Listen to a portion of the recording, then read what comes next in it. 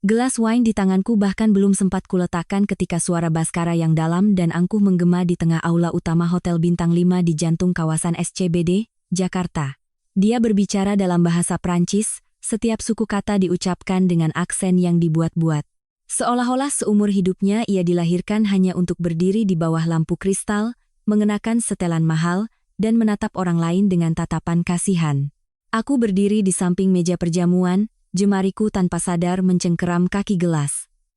Wajahku tidak berlinang air mata, juga tidak ada kepanikan seperti yang diharapkannya. Yang ada hanyalah perasaan yang sangat aneh, seolah setelah 3 tahun menunduk memainkan peran sebagai gadis desa yang lugu, panggung yang kutunggu-tunggu akhirnya menyala. Malam ini adalah acara amal tahunan yang diselenggarakan oleh Grup Wijaya. Hampir seluruh elit bisnis Jakarta hadir di sini.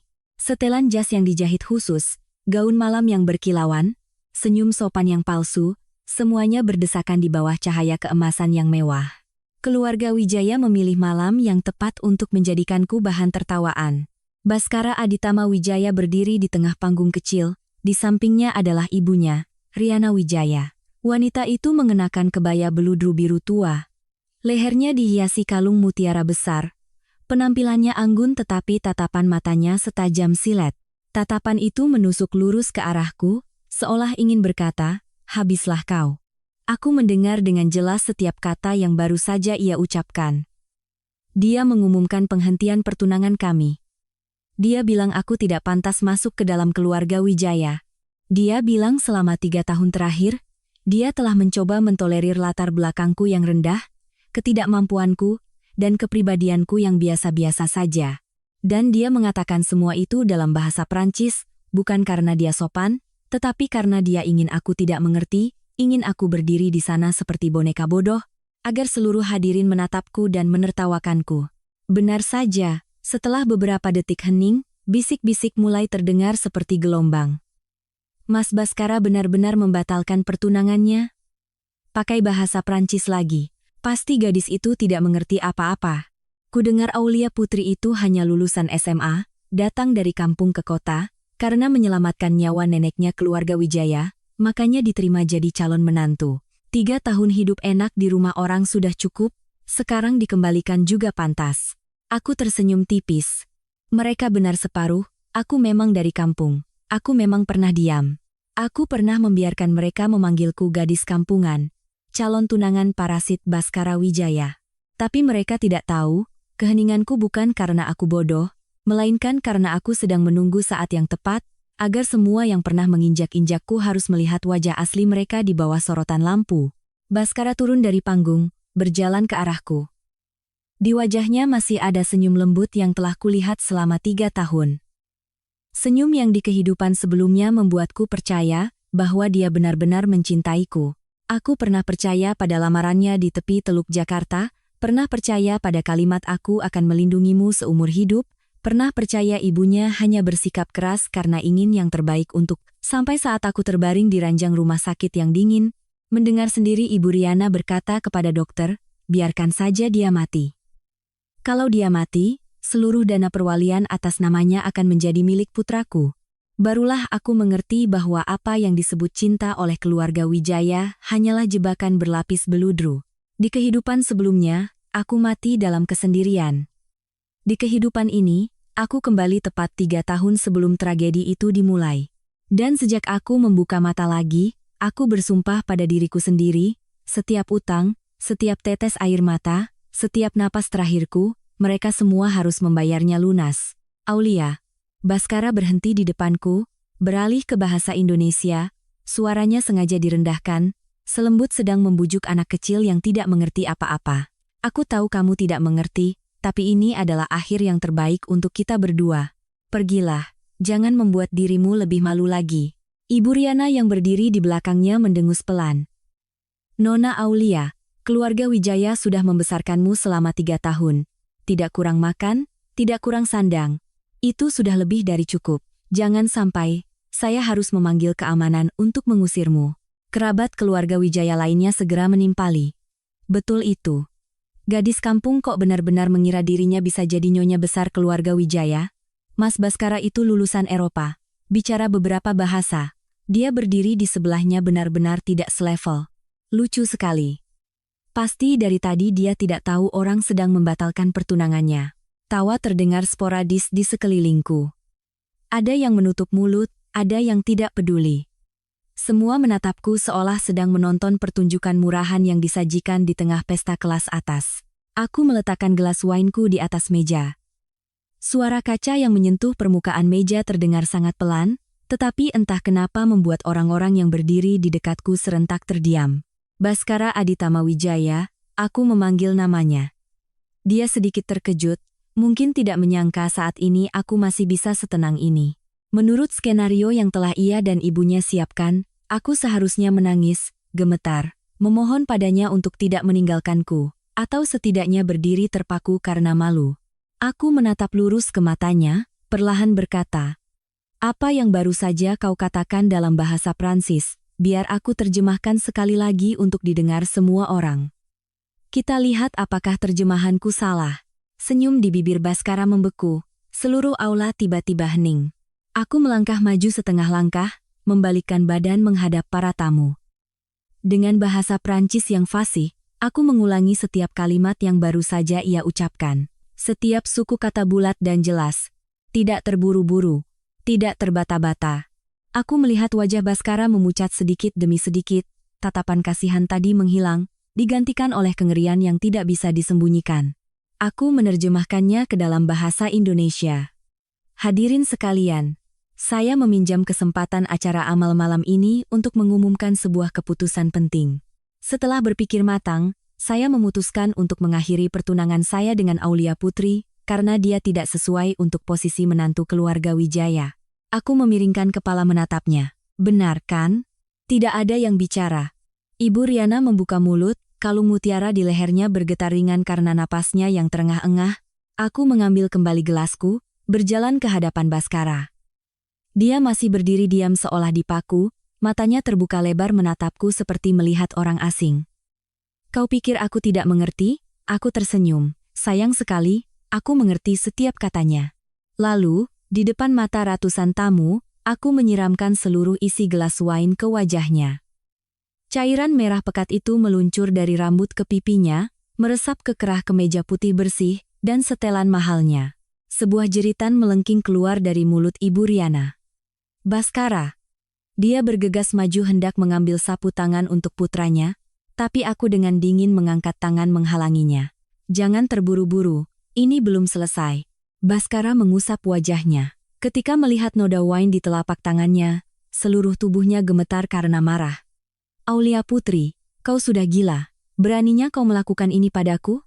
"Aku berani melakukan lebih dari ini." Aku mengambil tisu dari meja, mengelap ujung jariku dengan ringan, suaraku masih tenang. 3 tahun ini, kau pikir aku adalah hiasan bodoh di rumah keluarga Wijaya. Kau pikir aku tidak tahu ibumu diam-diam mengganti obat suplemenku. Kau pikir aku tidak tahu kau bersama pengacara menyiapkan surat evaluasi kejiwaan palsu agar suatu hari bisa memasukkanku ke rumah sakit. Kau pikir aku tidak tahu keluarga Wijaya mengincar dana perwalian senilai lebih dari 400 miliar rupiah yang ditinggalkan kakekku untukku? Kali ini bukan hanya Baskara yang berubah raut, bahkan Ibu Riana pun mundur setengah langkah. Kau bicara omong kosong apa?" Aku membuka tas tanganku, mengeluarkan ponsel, layar sudah menampilkan sebuah rekaman suara. "Perlu aku putarkan untuk didengar semua orang?"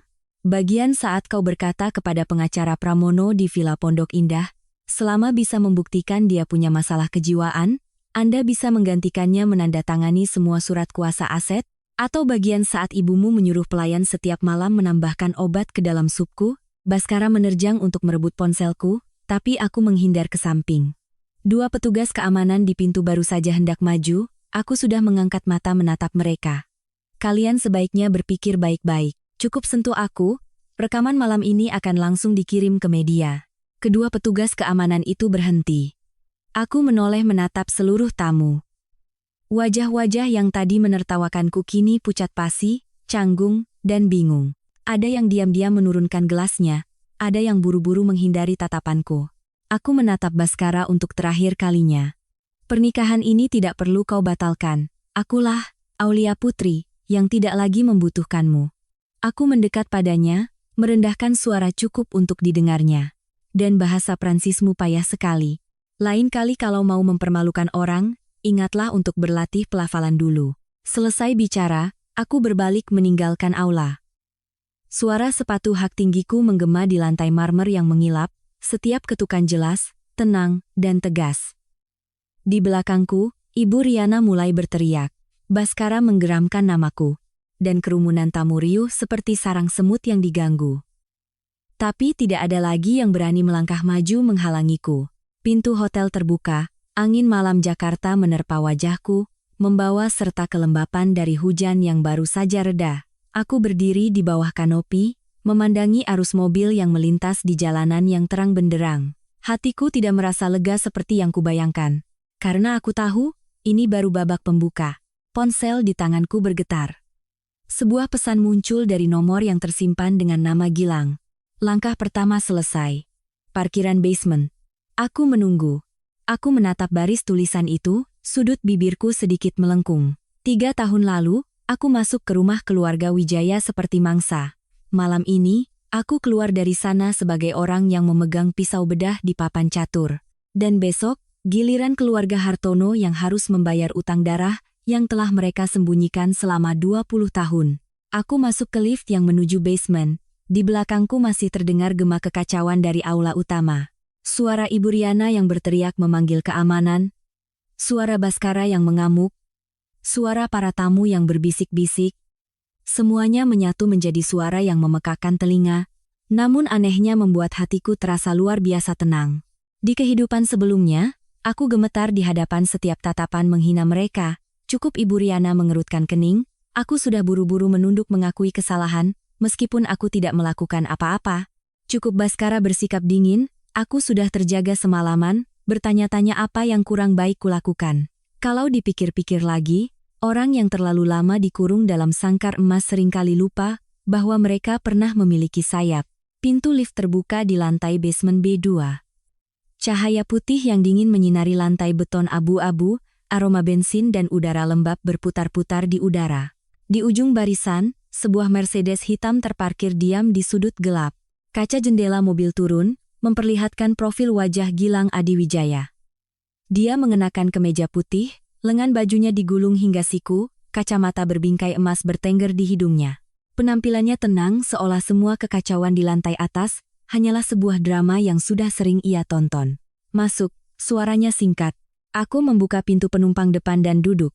Begitu pintu tertutup, dunia luar segera terhalang oleh lapisan kaca tebal. Aku melepas sepatu hak tinggiku, meletakkan kaki telanjang di atas karpet mobil yang lembut.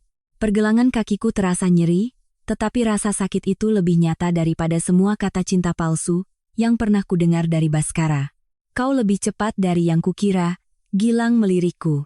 Aku bersandar di kursi, menatap langit-langit mobil yang gelap. Dia lebih sombong dari yang kukira. Aku bahkan belum perlu mengeluarkan semua kartuku. Gilang tersenyum tipis, tangannya mengetuk-ngetuk setir. Adegan kau berbicara bahasa Prancis sudah direkam, adegan menyiram wine juga jelas. Orang-orangku sudah memotongnya menjadi 3 versi. 1 versi lengkap, 1 versi pendek untuk diunggah ke media sosial, dan 1 versi khusus untuk dikirim ke beberapa wartawan ekonomi. Aku menoleh menatapnya. Jangan unggah semua rekamannya dulu. Aku tahu. Kau ingin keluarga Wijaya memancing diri mereka sendiri dulu. Aku terdiam beberapa detik, lalu mengangguk. Baskara dan Ibu Riana tidak akan menyerah begitu saja. Mereka terbiasa berada di atas, terbiasa melihat orang lain menunduk. Malam ini ditampar di depan kalangan atas Jakarta, mereka pasti akan mencari cara untuk mengubahku menjadi orang gila, pembohong, orang yang tidak tahu berterima kasih, dan itulah yang kubutuhkan. Binatang yang terluka akan menunjukkan taringnya. Ketika ia menunjukkan taringnya, barulah orang-orang akan melihat dengan jelas berapa banyak orang yang telah ia gigit. Mobil baru saja keluar dari basement ketika ponselku berdering. Layar menampilkan 2 huruf, Papa. Aku menatapnya lekat-lekat. Hatiku tidak lagi memiliki harapan apapun. Di kehidupan sebelumnya, aku pernah berharap dia meneleponku dengan suara seorang ayah, tetapi dari awal hingga akhir, dia hanya menelepon untuk memberi perintah, memarahi, atau memaksaku berkorban demi apa yang disebut kehormatan keluarga Hartono. Aku menekan tombol jawab.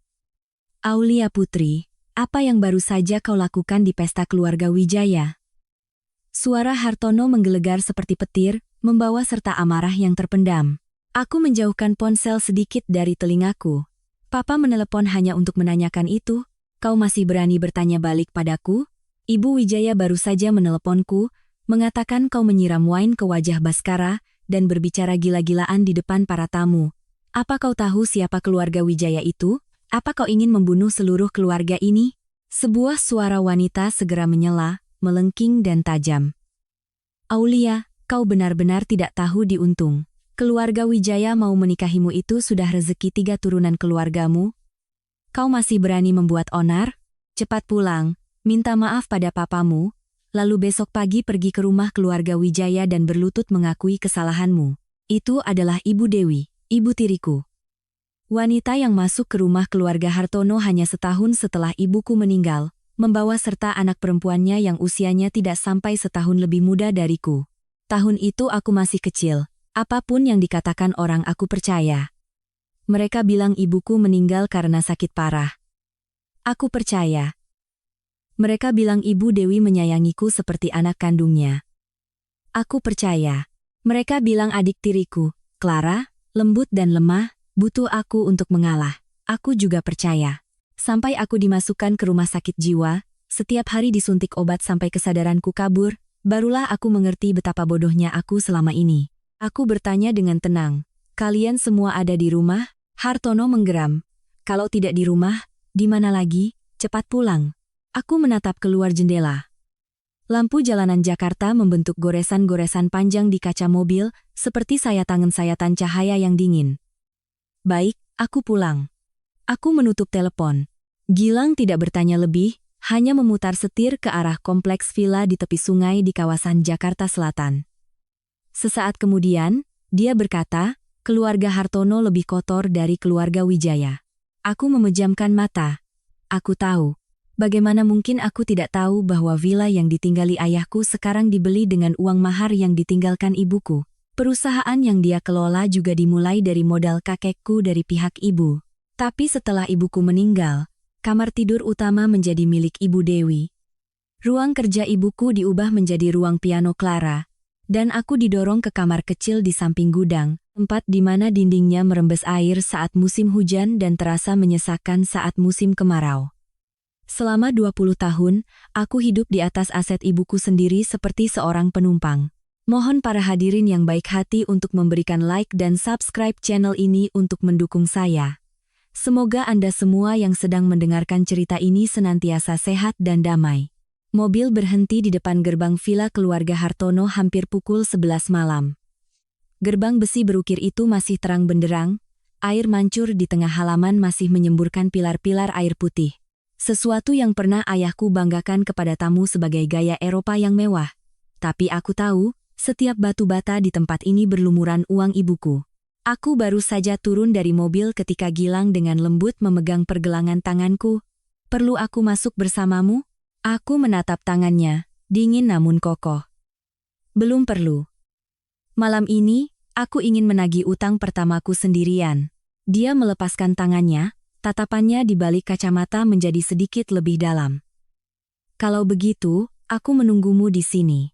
Aku mengangguk. Berbalik melangkah melewati gerbang. Seorang pelayan membukakan pintu untukku dengan wajah takut-takut. Mungkin dia sudah mendengar samar-samar tentang kejadian di pesta amal. Aku tidak menatapnya lama, hanya berjalan lurus ke ruang tamu. 3 orang duduk di sana, seolah sedang menungguku untuk diadili. Hartono berdiri di depan sofa, wajahnya merah padam, karena marah. Ibu Dewi duduk di sebelahnya, kedua tangan bersedekap di dada. Tatapan penuh penghinaan. Clara berdiri di dekat jendela, matanya memerah seolah baru saja menangis, tetapi sudut bibirnya sedikit terangkat. Senyum itu begitu cepat sehingga orang lain sulit menyadarinya, tetapi aku sudah mati sekali, aku tidak lagi melewatkan hal-hal kecil seperti itu. Ayahku menggebrak meja dengan keras. Berlutut, aku berhenti di tengah ruang tamu, menatapnya. Papa bilang apa? Dia menunjuk ke lantai. Ku bilang berlutut. Berlutut di sini dan telepon keluarga Wijaya untuk minta maaf sekarang juga. Kalau tidak, Mulai malam ini aku anggap tidak punya anak perempuan sepertimu. Aku tertawa sangat pelan. Kalimat itu pernah kudengar di kehidupan sebelumnya. Ketika mereka memaksaku menandatangani surat pengalihan dana perwalian dan aku tidak setuju, dia juga menunjuk wajahku dan berkata, "Aku anggap tidak punya anak perempuan sepertimu." Saat itu aku menangis sampai tidak bisa bernapas. Sekarang aku hanya merasa lucu. Aku perlahan meletakkan tas tanganku di atas meja. "Papa yakin ingin aku berlutut?" Ibu Dewi berdiri. "Kau masih berani membantah? Dasar tidak tahu berterima kasih. Kalau bukan karena keluarga Hartono, kau pikir kau bisa hidup sampai hari ini?" Aku menoleh menatapnya, setiap kata jelas. "Ibu Dewi, sebelum memakiku tidak tahu berterima kasih, apa ibu mau melihat dulu rumah ini sebenarnya dibeli dengan uang siapa?" Raut wajahnya seketika berubah. Ibu Dewi menatapku lekat-lekat, matanya yang tadi penuh amarah, tiba-tiba bergetar sangat ringan. Hanya sesaat, tapi cukup untuk membuatku tahu bahwa tikaman pisau pertamaku telah mengenai sasaran. Ayahku juga berhenti. Tangan yang menunjuk ke lantai perlahan turun. Dia mengerutkan kening. Suaranya masih berusaha mempertahankan wibawa sebagai kepala keluarga. "Kau mau main-main apa lagi?" Aku membuka kunci tas, mengeluarkan sebuah map coklat, meletakkannya dengan rapi di atas meja kaca. Suara kertas yang menyentuh permukaan meja terdengar kering di tengah ruang tamu yang mewah. Clara yang berdiri di dekat jendela tiba-tiba mengepalkan tangannya, matanya yang basah menatapku seperti seekor rusa yang terpojok. Tapi aku tahu, di balik penampilan lemah itu ada seekor ular yang sudah lama belajar cara berpura-pura mati. "Papa, lihatlah. Bukti transfer dari rekening pribadi ibu, pada hari villa ini dibayar cicilan pertamanya. Kontrak jual beli rumah atas nama papa, tetapi uang muka, pembayaran pertama, kedua, dan ketiga semuanya berasal dari aset pribadi ibu. Kurang dari setahun setelah ibu meninggal, papa membawa ibu Dewi dan Clara ke sini, lalu berkata padaku bahwa ini rumah papa, dan aku harus tahu diri." Wajah ayahku menjadi gelap. Dia merebut tumpukan kertas itu, membalik setiap halaman dengan cepat. Semakin dia membaca, tangannya semakin gemetar. Ibu Dewi segera mendekat, suaranya melengking. "Palsu. Itu pasti palsu. Aulia, kau sudah gila karena dibatalkan pertunangannya oleh keluarga Wijaya, pulang ke sini mengarang cerita untuk mencelakai kami." Aku menatapnya, begitu tenang sampai aku sendiri merasa asing dengan diriku. "Ibu jangan terburu-buru, bagian ibu masih lebih banyak." Aku mengeluarkan sebuah amplop lain, menarik keluar lembar demi lembar rekening koran, cetakan transaksi, dan fotokopi surat kuasa lama yang sudah menguning karena waktu. Aku meletakkannya berderet di atas meja, seperti menumpuk bata, untuk membangun dinding yang menghalangi semua jalan mundurnya. "Papa, dalam 10 tahun terakhir, perusahaan Cipta Abadi memiliki 6 pengeluaran besar yang ditransfer ke 3 perusahaan cangkang. Di atas kertas, itu adalah biaya konsultasi, komunikasi, dan pembelian material. Tapi ketiga perusahaan itu semuanya terkait dengan adik laki-laki Ibu Dewi, totalnya lebih dari 68 miliar rupiah, di mana 20 miliar diantaranya ditransfer ke rekening tabungan atas nama Clara." Ayahku mengangkat kepalanya dengan cepat. "Apa?" Ibu Dewi segera menerjang untuk merebut kertas di atas meja, tapi aku lebih cepat, menekan tumpukan dokumen itu dengan tanganku. Ibu sobek pun percuma. Aslinya ada di pengacara, versi digitalnya sudah dikirim ke orang yang perlu menerimanya. Jika malam ini aku tidak keluar dari rumah ini dengan selamat, besok pagi seluruh berkas akan ada di meja penyidik. Clara tiba-tiba menangis. "Kak, kenapa kakak melakukan ini? Mama kan hanya seorang wanita, mana tahu urusan perusahaan. Kakak benci aku, marahi saja aku, kenapa harus menyeret mama?" Aku menoleh padanya. Hatiku tidak lagi memiliki kelembutan sedikit pun. "Clara, kau masih suka memainkan peran sebagai orang yang tidak bersalah." "Ya." Dia menggelengkan kepala, air mata bercucuran. "Aku tidak mengerti apa yang kakak bicarakan. Dari kecil sampai besar, aku selalu mengalah padamu, selalu menganggapmu sebagai kakak kandung. Kenapa kakak terus ingin menghancurkanku?" Aku tertawa. Tawaku tidak keras, tetapi membuat tangisnya berhenti seketika. "Mengalah padaku? Kau mengalah memberiku kamar kecil di samping gudang? Mengalah memberiku gaun bekas yang sudah tidak kau pakai lagi? Mengalah memberiku gosip bahwa aku cemburu padamu sehingga sengaja mendorongmu jatuh dari tangga saat kelas 12? Atau kau mengalah memberiku surat evaluasi psikologis palsu yang kau dan ibumu siapkan, tinggal menunggu keluarga Wijaya bertindak lalu kau tanda tangan sebagai saksi? Wajah Clara pucat pasi. Ayahku menoleh menatapnya. Evaluasi psikologis apa? Aku mengeluarkan ponsel, memutar sebuah rekaman suara. Dari speaker terdengar suara Ibu Dewi dengan jelas. Selama keluarga Wijaya tidak menginginkannya lagi, kita katakan saja dia sudah lama sakit. Dia pernah mengurung diri di kamar, pernah mengigau, pernah melawan keluarga. Dengan surat keterangan dari dokter kenalan, masukkan dia ke rumah sakit beberapa bulan, beres. Dana perwalian itu tidak boleh jatuh ke tangannya. Segera setelah itu, terdengar suara Clara, lembut namun beracun. Mama tenang saja, aku akan menangis di depan papa, bilang kalau kakak pernah mengancam akan membunuhku. Papa sayang padaku, pasti akan percaya. Ruangan menjadi sunyi senyap. Ayahku berdiri tak bergerak. Wajahnya seolah baru saja ditampar. Dia menatap Ibu Dewi, lalu menatap Clara, tatapannya beralih dari marah menjadi bingung, lalu menjadi semacam ketakutan yang terlambat. Mungkin baru saat inilah dia menyadari bahwa orang yang telah dia lindungi selama 20 tahun tidak selemah yang dia kira. Ibu Dewi menerjang, berlutut di kaki ayahku, air mata mengalir deras dengan cepat. Mas Hartono, jangan percaya padanya. Dia membenciku, dia membenci kami berdua sejak lama.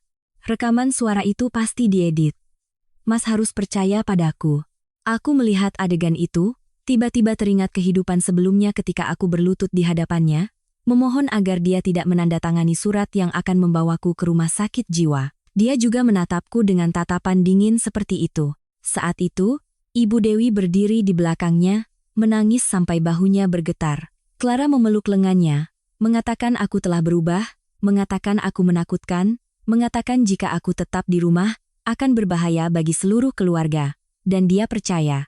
Dia percaya semua, hanya tidak percaya pada anak kandungnya sendiri.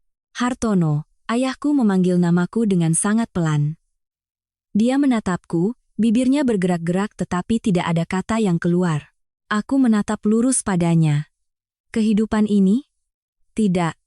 Di kehidupan ini, aku tidak butuh papa percaya padaku lagi. Aku hanya butuh papa membuka mata dan melihat dengan jelas orang-orang yang papa sebut istri yang baik dan anak yang manis, telah memakan setiap sen uang ibuku, telah merencanakan setiap langkah untuk mendorongku ke jurang kematian. Clara tiba-tiba berteriak, kakak sudah cukup bicara? Kakak juga bukan orang suci. Kalau kakak memang sehebat itu, kenapa papa tidak sayang padamu? Kenapa Mas Baskara tidak menginginkanmu? Karena kau dingin, menakutkan, tidak ada yang mau berada di dekatmu. Aku melangkah ke hadapannya. Dia mundur selangkah, tetapi aku sudah mengangkat tangan dan menampar wajahnya dengan keras. Suara tamparan itu terdengar tajam dan dingin. Tamparan ini untuk kelas 12, ketika kau sengaja jatuh dari tangga lalu menyalahkanku. Aku menamparnya untuk kedua kalinya. Yang ini untuk surat palsu yang kau tulis sehingga papa mengira aku mencuri uang perusahaan. Clara memegangi wajahnya, menangis tanpa suara. Ibu Dewi menjerit dan menerjang, tetapi ayahku tiba-tiba menahan lengannya dengan kuat. Berhenti. Suaranya serak. Ibu Dewi tertegun menatapnya. Mas Hartono. Ayahku menatap tumpukan dokumen di atas meja, suaranya bergetar. Apakah semua ini benar? Wanita itu diam. Keheningan itu saja sudah cukup sebagai jawaban. Aku mengambil kembali tas tanganku, berbalik berjalan ke pintu. Di belakang, ayahku memanggil, Aulia. Aku berhenti, tetapi tidak menoleh. Papa jangan memanggilku dengan suara seperti itu. Sudah terlambat. Aku membuka pintu dan melangkah keluar. Angin malam yang dingin menerpa wajahku, tetapi terasa lebih bersih daripada udara busuk di dalam rumah itu. Di luar gerbang, Gilang masih bersandar di mobil menungguku.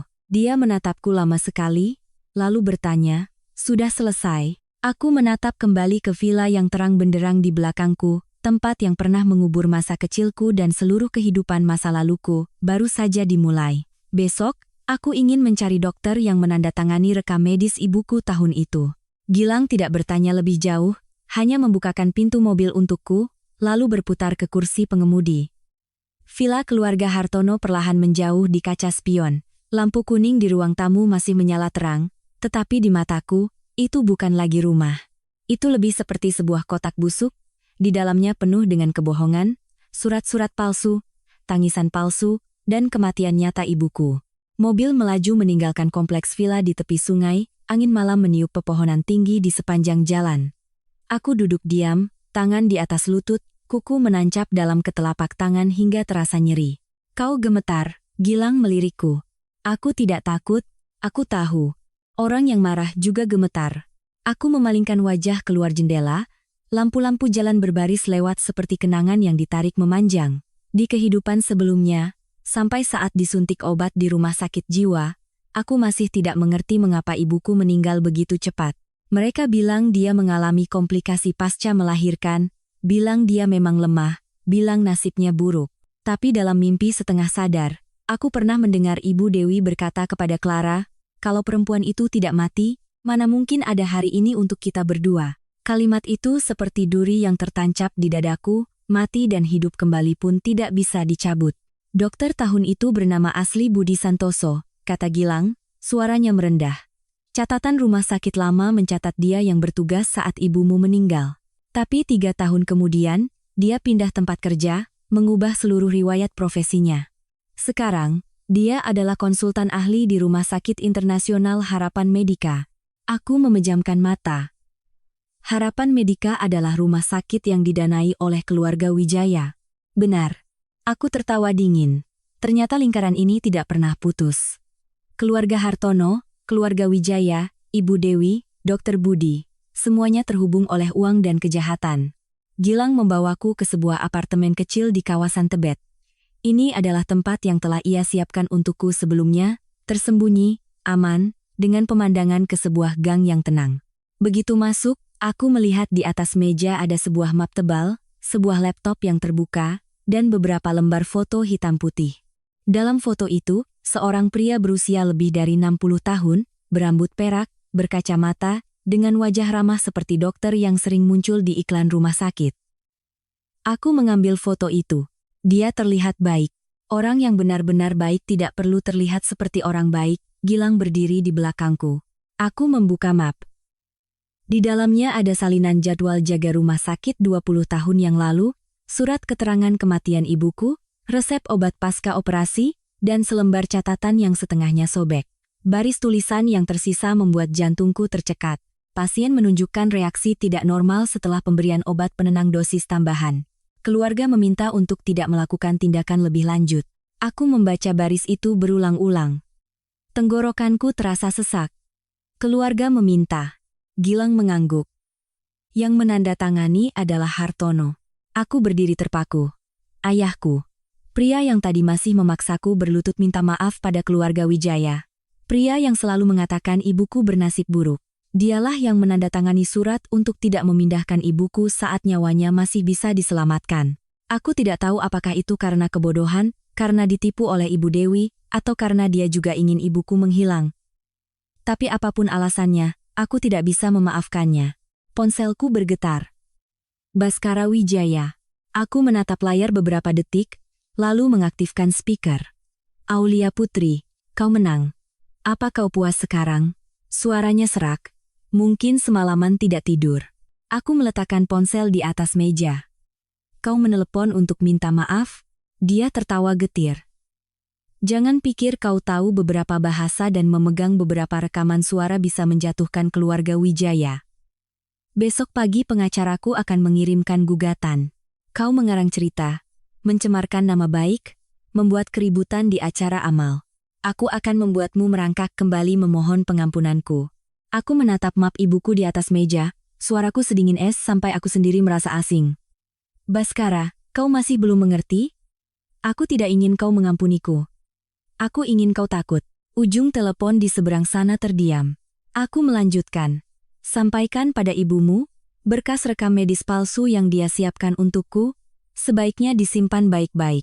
Karena sebentar lagi, berkas itulah yang akan menyeret seluruh keluarga Wijaya ke dalam lumpur. Aku menutup telepon sebelum dia sempat menjawab. Gilang menatapku, tatapannya sedikit rumit. Kau memaksa mereka untuk bertindak lebih cepat. Kalau tidak dipaksa, bagaimana bisa menangkap dalang di baliknya? Tepat pada saat itu, laptop di atas meja memberitahukan ada email baru. Gilang membukanya. Layar menampilkan sebuah email tanpa subjek. Pengirimnya menggunakan alamat anonim. Dalam email hanya ada satu kalimat. Ingin tahu bagaimana ibumu mati? Besok pagi jam 7, datang ke Gang 214, Jalan Otista, temui Ibu Hesti. Di bawahnya terlampir sebuah foto lama. Dalam foto itu, seorang bidan mengenakan seragam biru putih berdiri di samping ranjang rumah sakit. Di atas ranjang adalah ibuku, wajahnya pucat tetapi masih memelukku yang masih merah di tangannya. Aku menyentuh layar. Ujung jariku terasa sedingin es. Keesokan paginya, langit Jakarta mendung seolah akan hujan. Gilang mengantarku ke Gang 214, sebuah gang kecil dengan dinding-dinding tua yang catnya mengelupas, kabel listrik menjuntai di atas kepala. Ibu Hesti tinggal di sebuah rumah sederhana di ujung gang. Saat membuka pintu, dia sudah tampak tua, punggungnya sedikit bungkuk, matanya keruh tapi tajam. Begitu melihatku, dia menangis, "Kamu mirip sekali dengan ibumu." Aku masuk, jantungku berdebar kencang. Ibu tahu kejadian tahun itu. Ibu Hesti dengan gemetar mengunci pintu, menutup tirai rapat-rapat, lalu mengeluarkan sebuah USB tua yang terbungkus plastik dari dalam lemari. Saya menyimpannya selama 20 tahun. Saya pikir seumur hidup ini tidak akan berani memberikannya pada siapapun. Suaraku menjadi serak. Ibu saya sebenarnya meninggal karena apa? Ibu Hesti menatapku, air mata jatuh di atas kerutan dalam di wajahnya. Ibumu tidak meninggal karena komplikasi. Malam itu, obatnya ditukar. Saya melihat Ibu Dewi memberikan amplop kepada Dokter Budi. Saya juga mendengar dia berkata, "Selama malam ini lewat, semuanya akan bersih." Darah di tubuhku seolah membeku. Aku menggenggam erat USB itu. Di kepalaku hanya ada satu pikiran. Akhirnya aku menyentuh kebenaran. Tapi tepat pada saat itu, di luar pintu terdengar ketukan keras. 3 ketukan kering. Ibu Hesti ketakutan sampai wajahnya pucat pasi. Sebuah suara pria terdengar dari luar. "Ibu Hesti, buka pintunya. Dokter Budi ingin bertemu." Ketukan kedua terdengar lebih keras, membuat bingkai pintu kayu tua itu bergetar. Ibu Hesti begitu ketakutan hingga nyaris menjatuhkan gelas di atas meja, matanya yang keruh menatapku seolah meminta pertolongan. Aku mencengkeram erat USB di telapak tanganku, merasakan plastik keras itu menekan kulitku hingga nyeri, tetapi rasa sakit itu justru membuat pikiranku lebih jernih. Gilang segera berdiri melindungiku, matanya yang tajam mengarah ke pintu. "Apakah ada jalan belakang di rumah ini?" Ibu Hesti mengangguk gemetar. Ada pintu kecil menuju halaman jemur, tapi sudah lama tidak saya buka." Di luar, suara pria itu kembali terdengar. Kali ini lebih rendah tetapi penuh ancaman.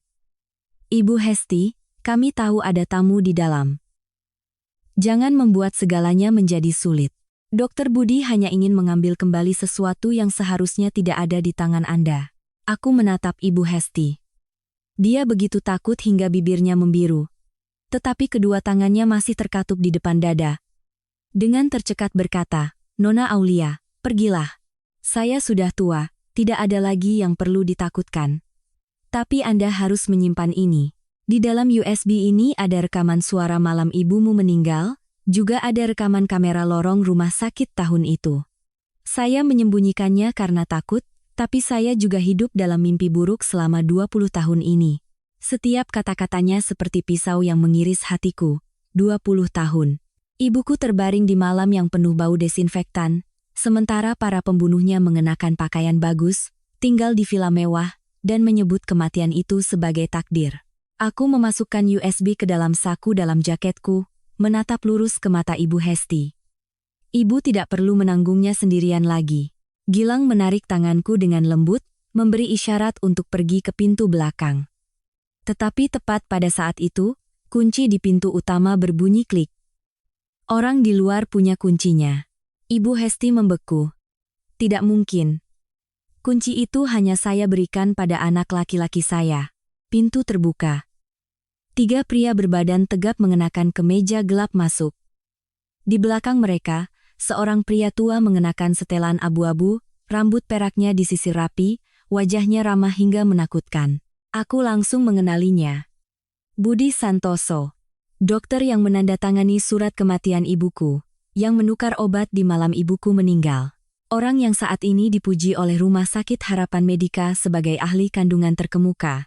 Dia menatapku, matanya sedikit terkejut, lalu segera kembali tenang. Nona Aulia Putri, Anda benar-benar mirip ibumu. Aku melangkah keluar dari belakang Gilang, suaraku dingin. Anda tidak punya hak menyebut nama ibu saya. Budi Santoso menghela napas pelan, seperti orang dewasa yang sabar menghadapi anak yang keras kepala. Anak muda sekarang mudah sekali terprovokasi. Kejadiannya sudah 20 tahun berlalu, berkasnya juga sudah ditutup. Untuk apa kau menggalinya lagi? Orang mati tidak akan hidup kembali, dan orang yang hidup sebaiknya tahu cara menjaga nyawanya. Gilang tertawa sinis. Dokter Budi, Anda sedang mengancam di depan saya? Baru saat itulah Budi Santoso memperhatikan Gilang dengan saksama. Tatapannya membeku sejenak, tetapi kewaspadaan yang tidak bisa disembunyikan tetap terlihat. Mas Gilang, ini tidak ada hubungannya dengan Anda. Ada hubungannya atau tidak, bukan Anda yang menentukan. Seorang pria di belakang maju, hendak merebut tas tanganku. Gilang hanya memiringkan tubuhnya untuk menghalangi, tangannya mencengkeram pergelangan tangan pria itu. Gerakannya sangat cepat. Pria itu meringis kesakitan tetapi tidak berani berteriak. Suasana di rumah kecil itu seketika tegang seperti senar gitar. Aku mengeluarkan ponselku, menekan nomor yang sudah kusiapkan, lalu meletakkannya di atas meja. Dokter Budi, Anda datang di saat yang tepat. Saya juga sedang berencana mencari Anda. Dia menyipitkan mata. Apa maumu? Saya ingin Anda menceritakan kembali malam ibu saya meninggal. Ceritakan dengan jelas siapa yang memberikan amplop, siapa yang menukar obat, siapa yang menandatangani surat untuk tidak melakukan tindakan lebih lanjut, dan siapa yang berdiri di luar lorong, menunggu kabar beliau menghembuskan napas terakhir. Wajah Budi Santoso menegang. Kau tidak punya bukti. Aku tersenyum. Anda yakin? Aku menyentuh saku jaketku tempat USB disimpan. Gerakan kecil itu cukup untuk membuat matanya menjadi gelap. Tepat pada saat itu, telepon di atas meja terhubung. Di seberang sana terdengar suara seorang pria yang tegas. Nona Aulia, kami berada di ujung gang. Tolong amankan tempat kejadian. Wajah Budi Santoso berubah drastis. Ibu Hesti menangis terseduh-seduh. Aku menatapnya. Setiap kata perlahan. 20 tahun yang lalu, Anda pikir seorang bayi yang baru lahir tidak akan pernah tumbuh dewasa untuk menuntut keadilan bagi ibunya. Tapi Anda salah. Di luar gang terdengar suara langkah kaki yang tergesa-gesa. Salah satu dari 3 pria itu dengan panik melihat keluar jendela. Dokter, ada polisi. Budi Santoso mundur selangkah, wajah ramahnya retak, memperlihatkan kepanikan yang sebenarnya. Dia menatapku, menggertakkan gigi. Kau pikir dengan menangkapku semuanya selesai? Orang yang menginginkan ibumu mati bukan hanya aku. Aku melangkah lebih dekat padanya, jantungku berdebar kencang, tetapi suaraku tetap tenang. Saya tahu, Anda hanyalah pintu pertama. Polisi masuk. Gilang menyerahkan seluruh berkas yang telah disiapkan sebelumnya. Ibu Hesti dengan gemetar menandatangani berita acara pemeriksaan awal. Budi Santoso digiring untuk dimintai keterangan. Sebelum meninggalkan rumah kecil itu, dia menoleh menatapku dengan tatapan penuh kebencian dan ketakutan. Aku tidak menghindar. Aku ingin dia mengingat wajah ini. Wajah putri yang dilahirkan ibuku dengan mempertaruhkan nyawanya. Setelah keadaan sedikit tenang, aku berdiri di depan meja sembahyang kecil milik Ibu Hesti, menatap foto lama ibuku di layar ponsel. Dalam foto itu, ibu memelukku yang masih merah, wajahnya pucat tetapi matanya lembut. Air mataku jatuh tanpa kusadari. Gilang berdiri di sampingku, diam-diam memberiku selembar tisu. Aku menyeka air mata, menarik napas dalam-dalam. Selanjutnya, Ibu Dewi. Gilang mengangguk. Dan keluarga Wijaya tidak akan tinggal diam. Pagi ini, video di pesta sudah viral. Saham grup Wijaya sedang anjlok. Ibu Riana baru saja menyuruh pengacaranya mengirimkan permintaan evaluasi kejiwaan untukmu. Aku menatap langit kelabu di luar jendela. Tetesan hujan pertama jatuh di atap seng, bunyinya seperti jenderang pembuka untuk sebuah pengadilan yang tertunda. Bagus, mereka menggunakan trik lama. Jadi aku punya alasan untuk membuka semua kartu lama. Ponselku bergetar lagi. Kali ini, sebuah pesan dari nomor tak dikenal. Hanya ada satu baris. Ingin menyelamatkan ayahmu. Datang ke Rumah Sakit Harapan Medika sebelum jam 12. Aku melihat jam. 11.15, jantungku mencelos. Meskipun aku membenci Hartono, aku mengerti satu hal, jika musuh mulai menyentuhnya, berarti permainan catur ini telah beralih ke tingkat yang lebih berbahaya. Aku menoleh ke Gilang. Ke Rumah Sakit Harapan Medika. Mobil melesat menembus hujan yang semakin deras. Tetesan air menghantam kaca depan, wiper bergerak terus-menerus, namun tetap tidak bisa menghapus perasaan kabur di depan mata. Aku duduk di kursi penumpang, tangan menggenggam erat ponsel, menatap pesan itu hingga mataku terasa perih. Ingin menyelamatkan ayahmu, datang ke Rumah Sakit Harapan Medika, sebelum jam 12. Aku tidak tahu siapa pengirimnya, juga tidak tahu apakah Hartono benar-benar dalam bahaya, atau ini hanya jebakan untuk menarikku ke tempat yang telah mereka siapkan. Tapi aku mengerti satu hal, pengirim pesan ini tahu betul titik lemah yang tersisa di hatiku. Meskipun aku membenci ayahku, meskipun aku telah bersumpah tidak butuh kepercayaannya lagi, aku masih belum bisa dengan dingin melihatnya mati di tangan orang lain. Gilang melirik jam di dashboard mobil. Sisa 20 menit. Menurutmu ini jebakan? Pasti jebakan. Lalu kenapa kau masih mengemudi secepat ini? Dia tidak menatapku, suaranya dalam. Karena kau tetap ingin datang. Aku terdiam. Jawaban itu seperti pisau tipis yang menyelinap melalui celah pertahananku. Aku pernah berpikir setelah mati dan hidup kembali, aku bisa membuang semua ikatan keluarga. Tapi ternyata ada beberapa benang yang meski sudah lapuk, meski membuat orang berdarah, tetap tidak bisa diputus hanya dengan ucapan yang kuat. Aku ingin melihat dengan mata kepala sendiri, ingin tahu ayahku diseret ke dalam permainan ini sebagai mangsa, kaki tangan, atau bidak catur yang dibuang. Rumah Sakit Harapan Medika muncul di balik tirai hujan, fasadnya putih terang, logo biru dingin tergantung tinggi di gedung kaca. Ini adalah rumah sakit swasta paling terkenal di Jakarta, tempat orang kaya datang untuk membeli ketenangan, dan tempat orang berkuasa datang untuk menyembunyikan hal-hal yang tidak seharusnya terlihat.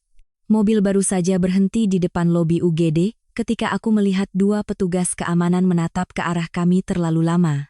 Gilang juga menyadarinya. Dia melepas sabuk pengaman, berbisik, tetap di dekatku. Aku turun dari mobil, hujan menerpa wajahku, dingin menusuk. Begitu kami masuk ke lobi, seorang perawat muda mendekat, menatapku dengan tatapan canggung. Anda Nona Aulia Putri, kan? Di mana ayah saya? Bapak Hartono berada di ruang observasi khusus lantai 6. Keluarga sedang menunggu Anda. Keluarga yang mana? Perawat itu menunduk menghindari tatapanku. Ibu Dewi dan Nona Clara. Aku tersenyum sinis. Jadi, ibu dan anak itu sudah datang lebih dulu. Lift membawa kami ke lantai 6. Begitu pintu terbuka, aku mendengar suara tangisan Clara dari ujung koridor. Papa, jangan tinggalkan Clara. Kak Aulia membuat sesi rumah kacau. Sekarang Papa jadi begini, Clara harus bagaimana? Aku berjalan cepat ke depan ruang rawat. Ibu Dewi sedang duduk merosot di kursi, wajahnya pucat, rambutnya berantakan, tetapi matanya luar biasa waspada. Clara berlutut di sebelahnya, menangis sampai bahunya terguncang. Saat melihatku, dia langsung berdiri dan menerjang seolah ingin menyerangku.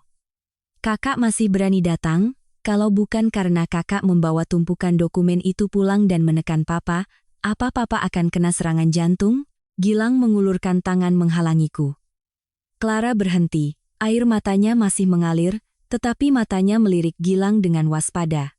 Aku menatapnya, dengan dingin bertanya, ayahku benar-benar serangan jantung? Atau kalian butuh alasan untuk menarikku ke sini? Ibu Dewi mengangkat kepala, suaranya serak. Aulia, kau boleh membenciku, tapi dia ayahmu. Dokter bilang kondisinya kritis, butuh keluarga untuk menandatangani surat persetujuan tindakan secepatnya. Kau memegang beberapa surat aset yang berhubungan dengannya. Kalau kau bersedia menandatangani surat pengalihan manajemen sementara kepadaku, rumah sakit baru bisa menanganinya dengan cepat. Aku menatapnya. Sampai saat ini pun dia masih serakah. Suaminya terbaring di ruang gawat darurat, hidup dan matinya belum jelas. Tetapi hal pertama yang dia pikirkan masih surat-surat aset. Rumah sakit mana yang punya aturan kalau mau melakukan tindakan darurat, harus mengalihkan hak manajemen aset? Wajah Ibu Dewi menegang. Sebuah suara pria terdengar dari belakang. Bukan aturan rumah sakit, tapi persyaratan hukum dalam situasi khusus. Aku berbalik. Seorang pria berjas hitam berjalan mendekat, tangan memegang tas kerja, memakai kacamata tanpa bingkai. Aku mengenalinya dari foto profil yang pernah diberikan Gilang Pramono, Kepala Departemen Hukum Grup Wijaya, tangan kanan Ibu Riana. Dia mengangguk sopan. Nona Aulia, Bapak Hartono saat ini dalam keadaan koma. Sebelumnya, beliau telah menandatangani surat kuasa darurat. Dalam kasus kehilangan kapasitas hukum sementara, Ibu Dewi akan mewakilinya untuk mengurus seluruh aset keluarga. Tetapi karena Anda memegang sebagian dokumen asli yang terkait dengan dana perwalian, kami membutuhkan kerja sama Anda. Aku tertawa. Keluarga Wijaya benar-benar perhatian. Ayah saya baru masuk rumah sakit, pengacara kalian sudah siap sedia di sini. Pramono tidak berubah ekspresi. Kami hanya membantu mitra kami. Gilang melangkah maju. Atau membantu memalsukan berkas? Tatapan Pramono menjadi gelap. Mas Gilang, tolong jangan memfitnah. Saya tidak mau mendengar lagi. Aku mendorong pintu ruang rawat dan masuk. Hartono terbaring di tempat tidur, wajahnya pucat, mata terpejam, tubuhnya terhubung dengan infus dan monitor. Suara mesin yang berbunyi teratur membuat ruangan terasa lebih dingin. Aku berjalan ke samping tempat tidur, menatap wajah yang menua begitu banyak hanya dalam semalam. Hatiku tiba-tiba terasa nyeri, bukan karena kasihan, tetapi karena sebuah kebenaran yang terlalu ironis.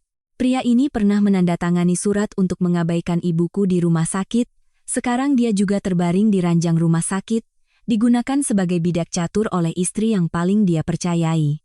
Aku membungkuk melihat infus di tangannya. Sebuah label obat kecil yang tertempel di kantong infus membuat jantungku mendingin. Aku pernah melihat nama obat ini di berkas lama ibuku. Jenis obat penenang dosis tinggi yang pernah dicatat sebagai tambahan pasca operasi. Aku segera berbalik. Gilang, foto kantong obat ini. Di luar Pramono berubah raut. Anda tidak boleh sembarangan memotret catatan medis. Aku mencabut kantong obat dari tiangnya, mengangkatnya di depan semua orang. Kalau begitu panggil dokter jaga ke sini. Saya ingin bertanya kenapa seorang pasien serangan jantung diberi jenis obat yang pernah muncul dalam rekam medis kematian ibu saya 20 tahun yang lalu? Ibu Dewi berdiri terpaku. Clara berhenti menangis. Dan Pramono, untuk pertama kalinya, tidak bisa mempertahankan ketenangannya. Tepat pada saat itu, Hartono di ranjang rumah sakit tiba-tiba kejang ringan, bibirnya bergerak seolah ingin mengatakan sesuatu. Aku membungkuk mendekatinya, mendengar suara yang sangat pelan dan terputus-putus.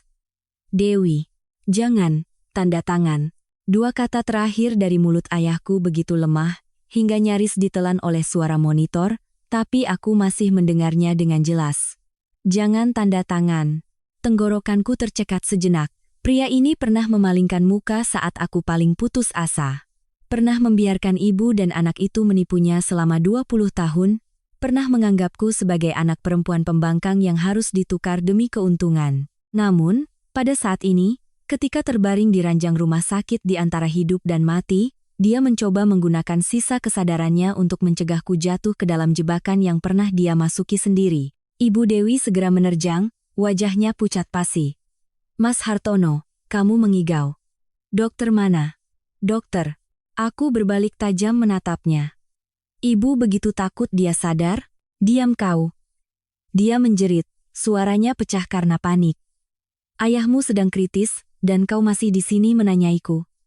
Apa kau masih manusia? Aku memegang kantong obat di tanganku, menatap lurus ke matanya. Yang bukan manusia adalah orang yang berani menggunakan jenis obat yang sama yang pernah mencelakai ibuku untuk membungkam ayahku. Clara berdiri di dekat dinding, bibirnya gemetar. Kedua tangannya mencengkeram erat ujung gaunnya. Dia tidak bisa menangis lagi. Air mata palsu bisa jatuh saat dibutuhkan untuk berakting, tetapi ketika kejahatan yang sebenarnya muncul di depan mata, orang sering lupa bagaimana harus melanjutkan aktingnya. Pramono maju, mencoba mengambil alih kendali. Nona Aulia, Anda mengganggu perawatan. Jika terjadi sesuatu pada Bapak Hartono, Anda harus bertanggung jawab. Gilang mengeluarkan ponselnya, suaranya dingin. Saya sudah menelepon tim Inspektorat Kesehatan dan Polisi Sektor. Semua kamera di ruang rawat ini juga sudah direkam sejak kami masuk. Pak Pramono, jika ada yang ingin Anda katakan, katakan dengan jelas di depan kamera.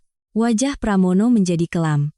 Dia melihat ke arah koridor, tempat beberapa perawat berdiri bersembunyi karena takut terlibat. Seorang dokter paruh baya bergegas masuk, papan nama di dadanya bertuliskan Dokter Danang.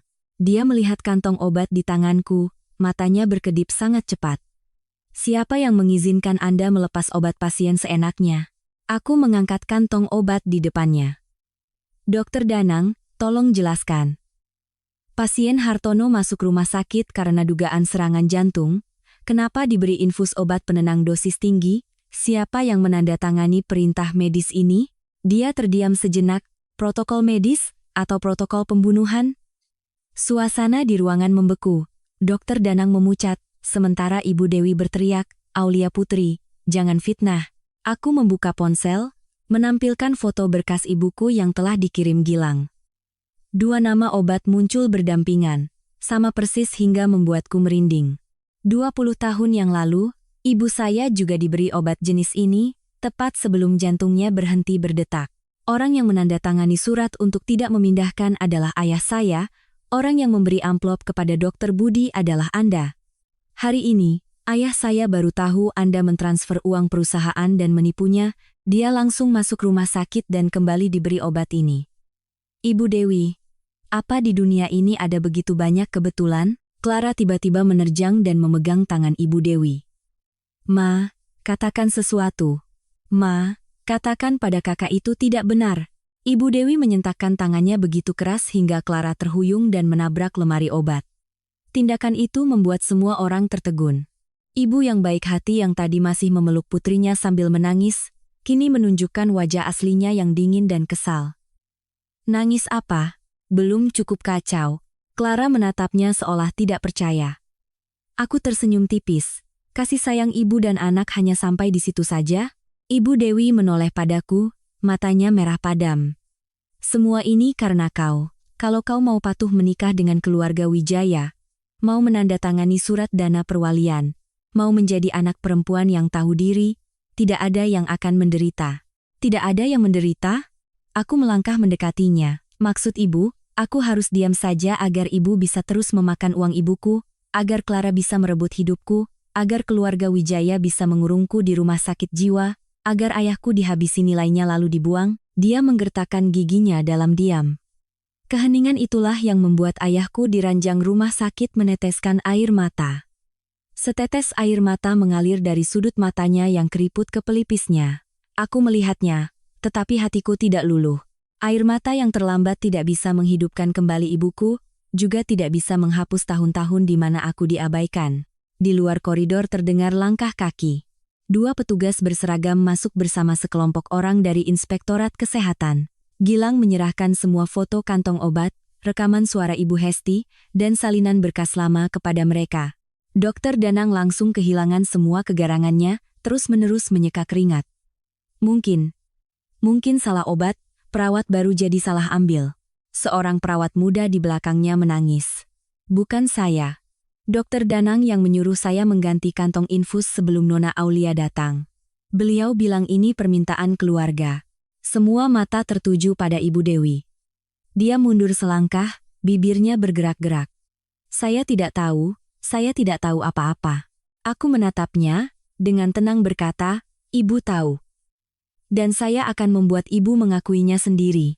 Tepat pada saat itu, ponsel Pramono berdering. Dia melihat layar, raut wajahnya langsung berubah. Aku sempat melihat nama penelepon, Riana Wijaya. Pramono menjawab telepon. Belum sempat berkata apa-apa, di seberang sana sudah terdengar suara Ibu Riana yang tergesa-gesa hingga suaranya pecah. Bawa anak itu pergi dari rumah sakit sekarang. Polisi ekonomi sedang menuju grup Wijaya. Ada yang sudah menyerahkan berkas pengaduan tentang kita. Aku melirik Gilang. Dia sedikit mengangkat alis, sudut bibirnya melengkung sangat tipis. Aku tahu, bidak catur berikutnya telah jatuh tepat di posisinya. Suara Ibu Riana yang bocor dari ponsel Pramono membuat seisi ruang rawat hening seketika. Kalimat polisi ekonomi sedang menuju grup Wijaya bagaikan palu godam yang menghantam langsung topeng ketenangan terakhirnya. Pramono buru-buru mematikan telepon, tapi sudah terlambat. Gilang telah merekam semuanya sejak dia masuk ke ruangan, dan dua petugas yang berdiri di pintu juga mendengar setiap kata dengan jelas. Aku menatap raut wajah Pramono yang pucat pasi. Hatiku tidak merasa senang, hanya merasa papan catur ini akhirnya mulai memaksa musuh untuk berlari. Pak Pramono, kenapa tidak didengarkan terus? Tanyaku, suara seringan angin. Ibu Riana kan belum selesai memberitahu Anda bagaimana cara menangani saya. Pramono menggertakkan gigi. Kau jangan terlalu senang. Sepotong percakapan telepon tidak membuktikan apa-apa. Gilang dengan dingin menjawab, kalau begitu, bagaimana dengan tambahan berkas transfer uang, rekam medis palsu, daftar dokter yang menerima suap, dan bukti pemaksaan evaluasi kejiwaan? Wajahnya menjadi gelap. Dokter Danang yang berdiri di sebelahnya sudah gemetar hingga tidak bisa memegang pulpen. Perawat muda itu menangis tersedu-sedu, terus mengatakan dia hanya mengikuti perintah. Sementara Ibu Dewi duduk terkulai di kursi, matanya bergerak cepat, seolah sedang menghitung siapa yang harus disalahkan lebih dulu. Aku melangkah ke samping ranjang, menatap Hartono yang masih bernapas lemah. Dia membuka matanya dengan susah payah, bibir keringnya yang pecah-pecah bergerak. Aulia. Aku membungkuk, tetapi tidak menyentuh tangannya. Papa mau bilang apa? Dia melihat ke arah Ibu Dewi, matanya penuh rasa sakit dan takut. Dia menyuruh Papa menandatangani surat kuasa. Katanya untuk menyelamatkan perusahaan. Papa tidak tahu soal obat. Ibu Dewi melompat berdiri, berteriak, Mas Hartono, kamu sakit. Jangan bicara sembarangan. Seorang petugas segera memintanya untuk tenang. Aku menatap wajahnya yang panik. Wanita ini benar-benar menakutkan. 20 tahun yang lalu, dia bisa berdiri di luar ruang operasi menunggu ibuku mati. 20 tahun kemudian, dia masih bisa menggunakan rumah sakit untuk membungkam suaminya sendiri, yang telah membawanya masuk ke rumah ibuku. Aku berkata perlahan, Ibu Dewi, kali ini Anda tidak punya rumah sakit jiwa untuk mengurungku lagi. Clara duduk meringkuk di sudut, riasannya luntur. Menatapku dengan mata penuh kebencian dan putus asa. Dia pernah berpikir jika menangis pasti ada yang melindunginya. Tapi hari ini, ayah angkat yang menjadi sandarannya terbaring di ranjang rumah sakit. Ibu kandungnya sedang diselidiki, dan keluarga Wijaya yang ingin dia panjat sedang terbakar. Aku melihatnya hendak mengatakan sesuatu, tetapi akhirnya hanya menggigit bibir dan diam. Mungkin untuk pertama kalinya dalam hidupnya, dia mengerti bahwa menangis tidak selalu menang. Inspektorat Kesehatan menyegel kantong obat. Polisi meminta Dokter Danang, Ibu Dewi, dan Pramono untuk tetap di tempat untuk dimintai keterangan. Gilang membawaku keluar dari ruang rawat. Saat pintu tertutup di belakangku, aku mendengar suara Ibu Dewi menjerit memanggil nama ayahku. Tapi kali ini, suaranya bukan lagi tangisan seorang istri yang khawatir. Itu adalah jeritan seseorang yang melihat tanah di bawah kakinya retak berkeping-keping. Di koridor, aku bersandar ke dinding, menghela napas panjang. Hujan di luar jendela kaca belum reda. Kota di bawahnya tenggelam dalam warna abu-abu keruh, kendaraan berdesakan seperti aliran kehidupan yang lelah. Gilang berdiri di sampingku, tidak mendesak, tidak bertanya, apakah aku baik-baik saja. Dia selalu seperti itu, diam-diam berdiri di tempat yang bisa kulihat hanya dengan menoleh. Bagaimana kondisi grup Wijaya sekarang? Tanyaku. Saham anjlok. Video semalam sedang trending di media sosial. Berkas pengaduan sudah dikirim ke 3 tempat sekaligus. Sekelompok wartawan sedang menunggu di depan kantor pusat mereka. Bagus. Aku sudah menyimpan sebagian bukti sesuai keinginanmu. Ibu Riana pasti berpikir masih ada jalan untuk negosiasi. Aku menoleh menatapnya. Tidak, dia tidak akan negosiasi. Dia akan meminta bantuan orang di belakangnya. Tatapan Gilang sedikit meredup. Prasetyo Wijaya. Aku mengangguk. Prasetyo Wijaya adalah paman Baskara, orang yang jarang muncul di media tetapi mengendalikan hampir semua kontrak gelap keluarga Wijaya. Di kehidupan sebelumnya, dialah yang mengatur pengacara, dokter, dan rumah sakit jiwa, untuk bekerja sama mengubahku menjadi orang yang tidak cakap hukum. Baskara sombong, Ibu Riana kejam. Tetapi Prasetyo Wijaya adalah rubah tua yang sebenarnya. Ponselku bergetar. Kali ini panggilan dari Baskara. Aku menjawab, mengaktifkan speaker. Suaranya tidak lagi sombong seperti semalam, tetapi serak karena kurang tidur. Aulia, kita bertemu ya. Aku rasa ada salah paham. Aku tertawa. Salah paham apa? Salah paham kau menggunakan bahasa Prancis untuk membatalkan pertunanganku di depan ratusan orang? Atau salah paham ibumu menyiapkan berkas sakit jiwa untukku? Dia terdiam beberapa detik, lalu merendahkan suaranya. Aku akui semalam aku keterlaluan. Tapi kau juga tahu dunia bisnis itu rumit, banyak hal bukan keputusanku. Kita pernah punya perasaan, kau tidak perlu sampai sejauh ini. Perasaan? Aku menatap bayanganku di kaca. Baskara, yang kau sebut perasaan itu adalah setiap malam melihatku minum semangkuk sup berisi obat sambil dengan lembut bertanya apa aku lelah? Di seberang sana terdengar suara tarikan napas yang keras. Kau tahu sejak kapan? Sejak aku mati sekali. Dia tidak mengerti kalimat itu, tetapi keheningannya memberitahuku bahwa dia sudah mulai takut. Aku melanjutkan, kalau mau bertemu denganku, suruh pamanmu yang datang. Kau belum punya kualifikasi untuk bicara. Aku menutup telepon. Gilang menatapku, sudut bibirnya sedikit terangkat. Kau sedang menarik Prasetyo Wijaya ke terang. Dia sudah bersembunyi cukup lama. Mohon para hadirin yang baik hati untuk memberikan like dan subscribe channel ini untuk mendukung saya. Semoga Anda semua yang sedang mendengarkan cerita ini senantiasa sehat dan damai. Kami meninggalkan rumah sakit saat hujan baru saja reda. Mobil melaju lurus ke kantor pusat grup Wijaya di Jalan Sudirman. Dari jauh, aku sudah melihat puluhan wartawan mengerumuni gerbang, kamera mengarah ke gedung kaca yang menjulang tinggi.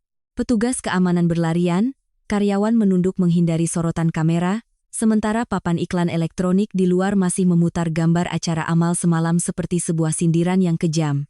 Gilang menghentikan mobil di seberang jalan. Aku belum sempat membuka pintu ketika sebuah mobil hitam lain melaju, berhenti tepat di depan lobi. Pintu mobil terbuka, seorang pria paruh baya turun. Dia mengenakan setelan abu-abu, rambut disisir rapi, wajahnya tenang hingga terasa dingin. Hanya dengan sekali lihat, aku sudah mengenali Prasetyo Wijaya. Dia mengangkat kepala, melihat ke arah mobil kami, seolah tahu persis aku sedang duduk di dalamnya. Lalu dia tersenyum, mengeluarkan ponsel dan menelepon. Beberapa detik kemudian, ponselku bergetar. Nona Aulia Putri, saya Prasetyo Wijaya. Bisakah kita bicara sebentar? Aku menatap nama asing di layar, lalu mengangkat kepala melihat pria yang sedang berdiri di tengah kerumunan wartawan di seberang jalan. Prasetyo Wijaya tidak terburu-buru masuk ke gedung, juga tidak menghindari kamera seperti yang lain. Dia berdiri di sana dengan santai memperbaiki ujung lengan bajunya, sudut bibirnya menahan senyum yang cukup sopan sekaligus cukup dingin. Orang seperti ini tidak akan pernah muncul sendiri jika tidak yakin masih punya kartu untuk dimainkan. Aku menjawab telepon. Anda mau bicara apa? Suara Prasetyo Wijaya terdengar sangat dalam, tidak seperti Baskara yang gegabah, juga tidak seperti Ibu Riana yang melengking kehilangan kendali. Dia berbicara perlahan, setiap kata seolah sudah ditimbang. Nona Aulia, Anda adalah orang yang cerdas. Orang cerdas seharusnya mengerti bahwa memukul anjing pun harus melihat pemiliknya. Anda telah membuat keluarga Wijaya kehilangan muka sampai sejauh ini. Jika terus melangkah, yang terluka bukan hanya kami. Aku tertawa kecil. Anda menelepon untuk mengancam saya? Tidak. Saya menelepon untuk memberimu kesempatan. Kesempatan apa? Berhenti. Serahkan semua bukti yang kau miliki padaku. Saya akan membuat Baskara meminta maaf secara terbuka, membatalkan pertunangan dengan damai, memberimu kompensasi 30 miliar rupiah, dan mengembalikan sebagian kehormatanmu di hadapan media. Aku menatap kerumunan orang di depan gerbang grup, mataku perlahan mendingin. 30 miliar untuk membeli nyawa ibu saya, membeli 3 tahun kalian memberiku obat, membeli berkas kejiwaan palsu yang kalian siapkan, Prasetyo Wijaya. Anda pikir saya semurah itu? Di seberang sana hening sejenak, lalu dia tertawa. Kau ternyata tahu lebih banyak dari yang kukira. Tapi tahu banyak belum tentu hidup lama. Gilang memiringkan tubuhnya, hendak mengambil ponsel, tapi aku menahannya dengan tangan. Aku ingin mendengar sendiri rubah tua ini menunjukkan cakarnya. Anda bisa coba. Kau sedang bersama Gilang Adiwijaya kan? Prasetyo Wijaya berkata perlahan. Dia pikir dengan mengganti nama perusahaan, bersembunyi di balik beberapa dana investasi asing, saya tidak akan mengenalinya? 5 tahun yang lalu, ayahnya berlutut di depan rumah keluarga Wijaya, memohon tambahan 3 hari untuk mencari modal. Sayalah yang menyuruh keamanan mengusirnya. Tangan Gilang yang berada di atas setir membeku.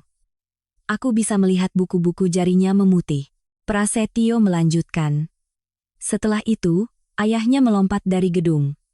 Mas Gilang pasti belum lupa soal itu, kan? Udara di dalam mobil seolah habis. Aku menoleh menatap Gilang. Wajahnya masih tenang, tapi dasar matanya menggelap hingga menakutkan. Ternyata lukanya bukan hanya kebangkrutan, bukan hanya dipaksa ke jalan buntu. Keluarga Wijaya telah mendorong ayahnya ke kematian, lalu hidup seolah tidak pernah terjadi apa-apa. Aku mencengkeram ponsel. Prasetyo Wijaya, Anda baru saja memberiku alasan tambahan untuk tidak mengampuni kalian. Dia tertawa sinis. Alasan tidak akan menyelamatkanmu, Nona Aulia.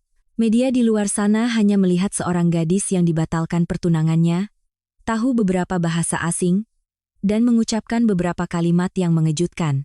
Tapi jika besok mereka melihat berkas sakit jiwa Anda, melihat ayah kandung Anda mengonfirmasi bahwa Anda pernah memiliki perilaku delusi, melihat Rumah Sakit Harapan Medika mengumumkan hasil evaluasi, menurut Anda berapa banyak orang yang masih akan percaya pada Anda? Saya juga ingin lihat bagaimana Anda mendapatkan tanda tangan ayah saya ketika dia sedang terbaring di ruang rawat dengan polisi yang menyegel berkasnya. Prasetyo terdiam beberapa detik. Aku tahu kalimat itu telah mengenai titik yang tidak dia duga. Kau bereaksi cepat sekali. Saya sudah mati sekali. Kalau tidak bereaksi cepat, bagaimana bisa hidup sampai hari ini? Aku berkata sangat pelan, tetapi di seberang sana tiba-tiba hening. Mungkin dia tidak mengerti, tetapi firasatnya merasakan bahwa kalimat itu bukan gertakan kosong.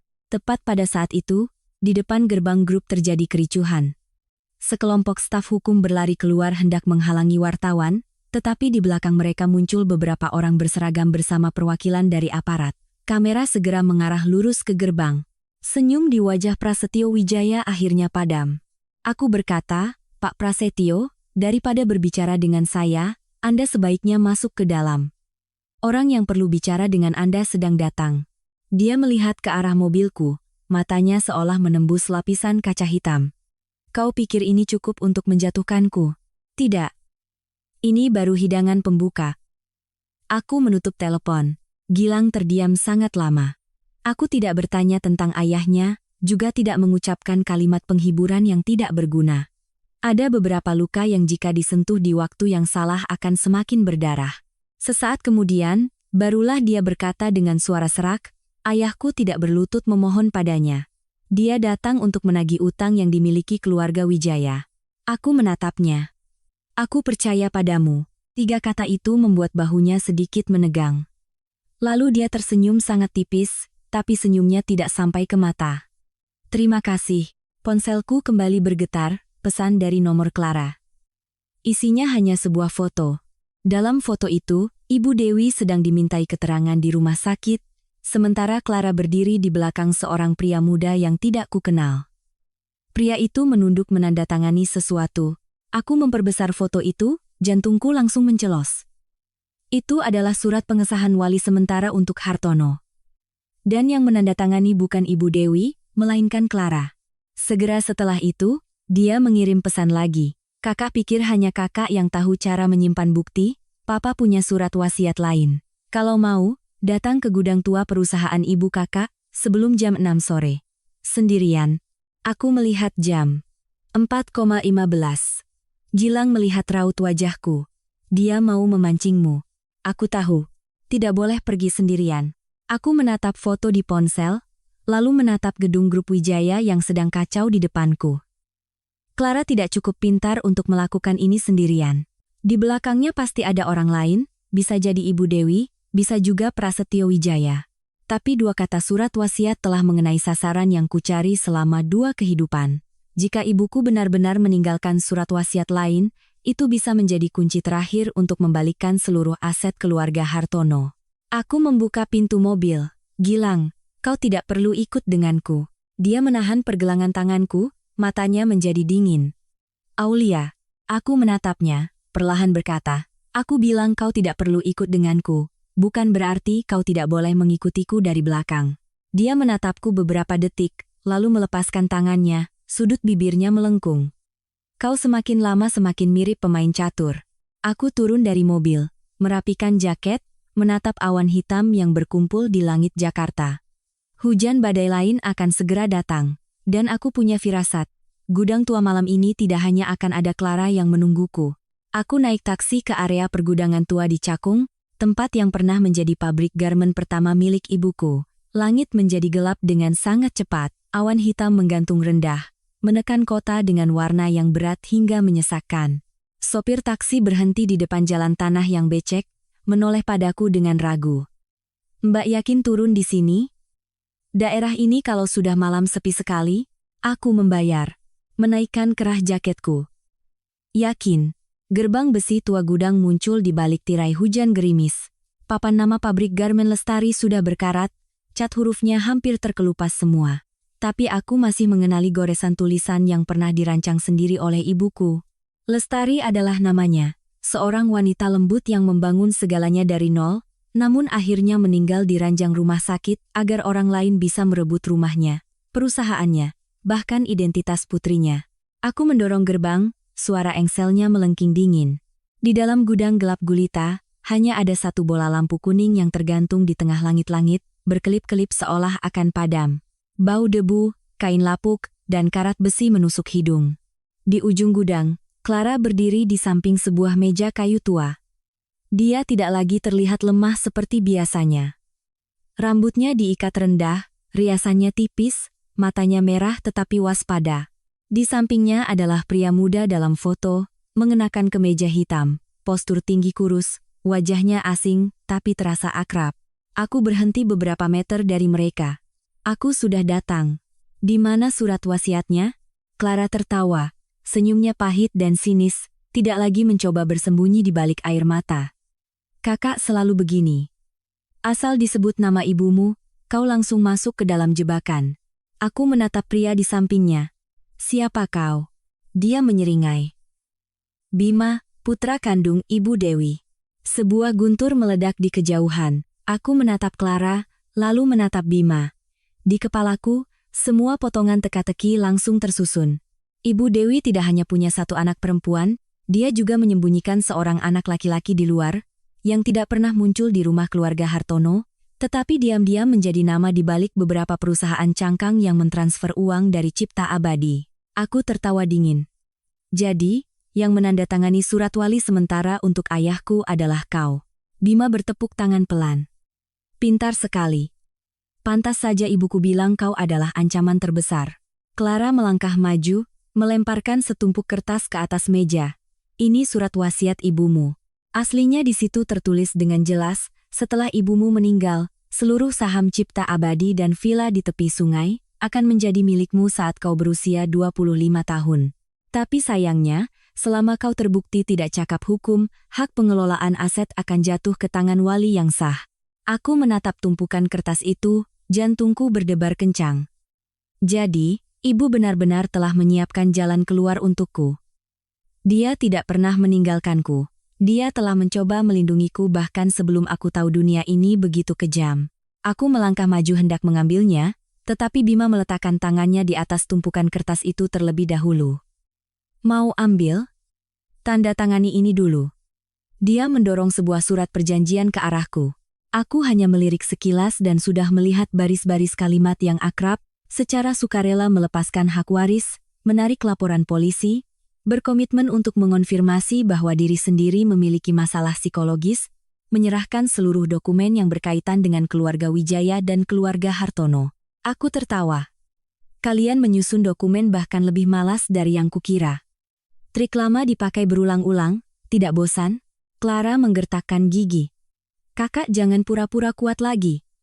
Gilang tidak ada di sini. Ayahmu terbaring di rumah sakit. Keluarga Wijaya ingin kau lenyap.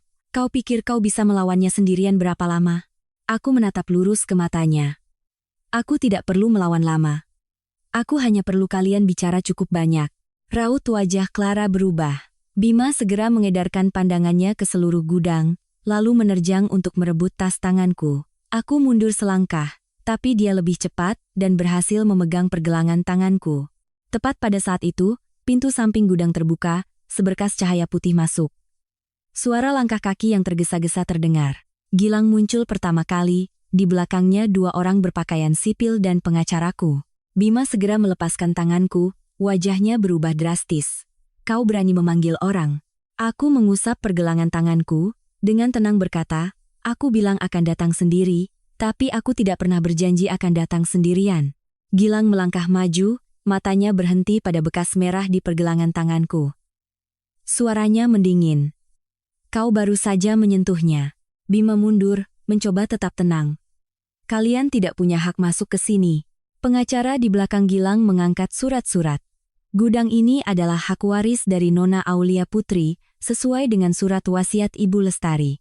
Kami sudah memiliki salinan yang disahkan dari kantor notaris. Yang tidak punya hak berada di sini adalah kalian.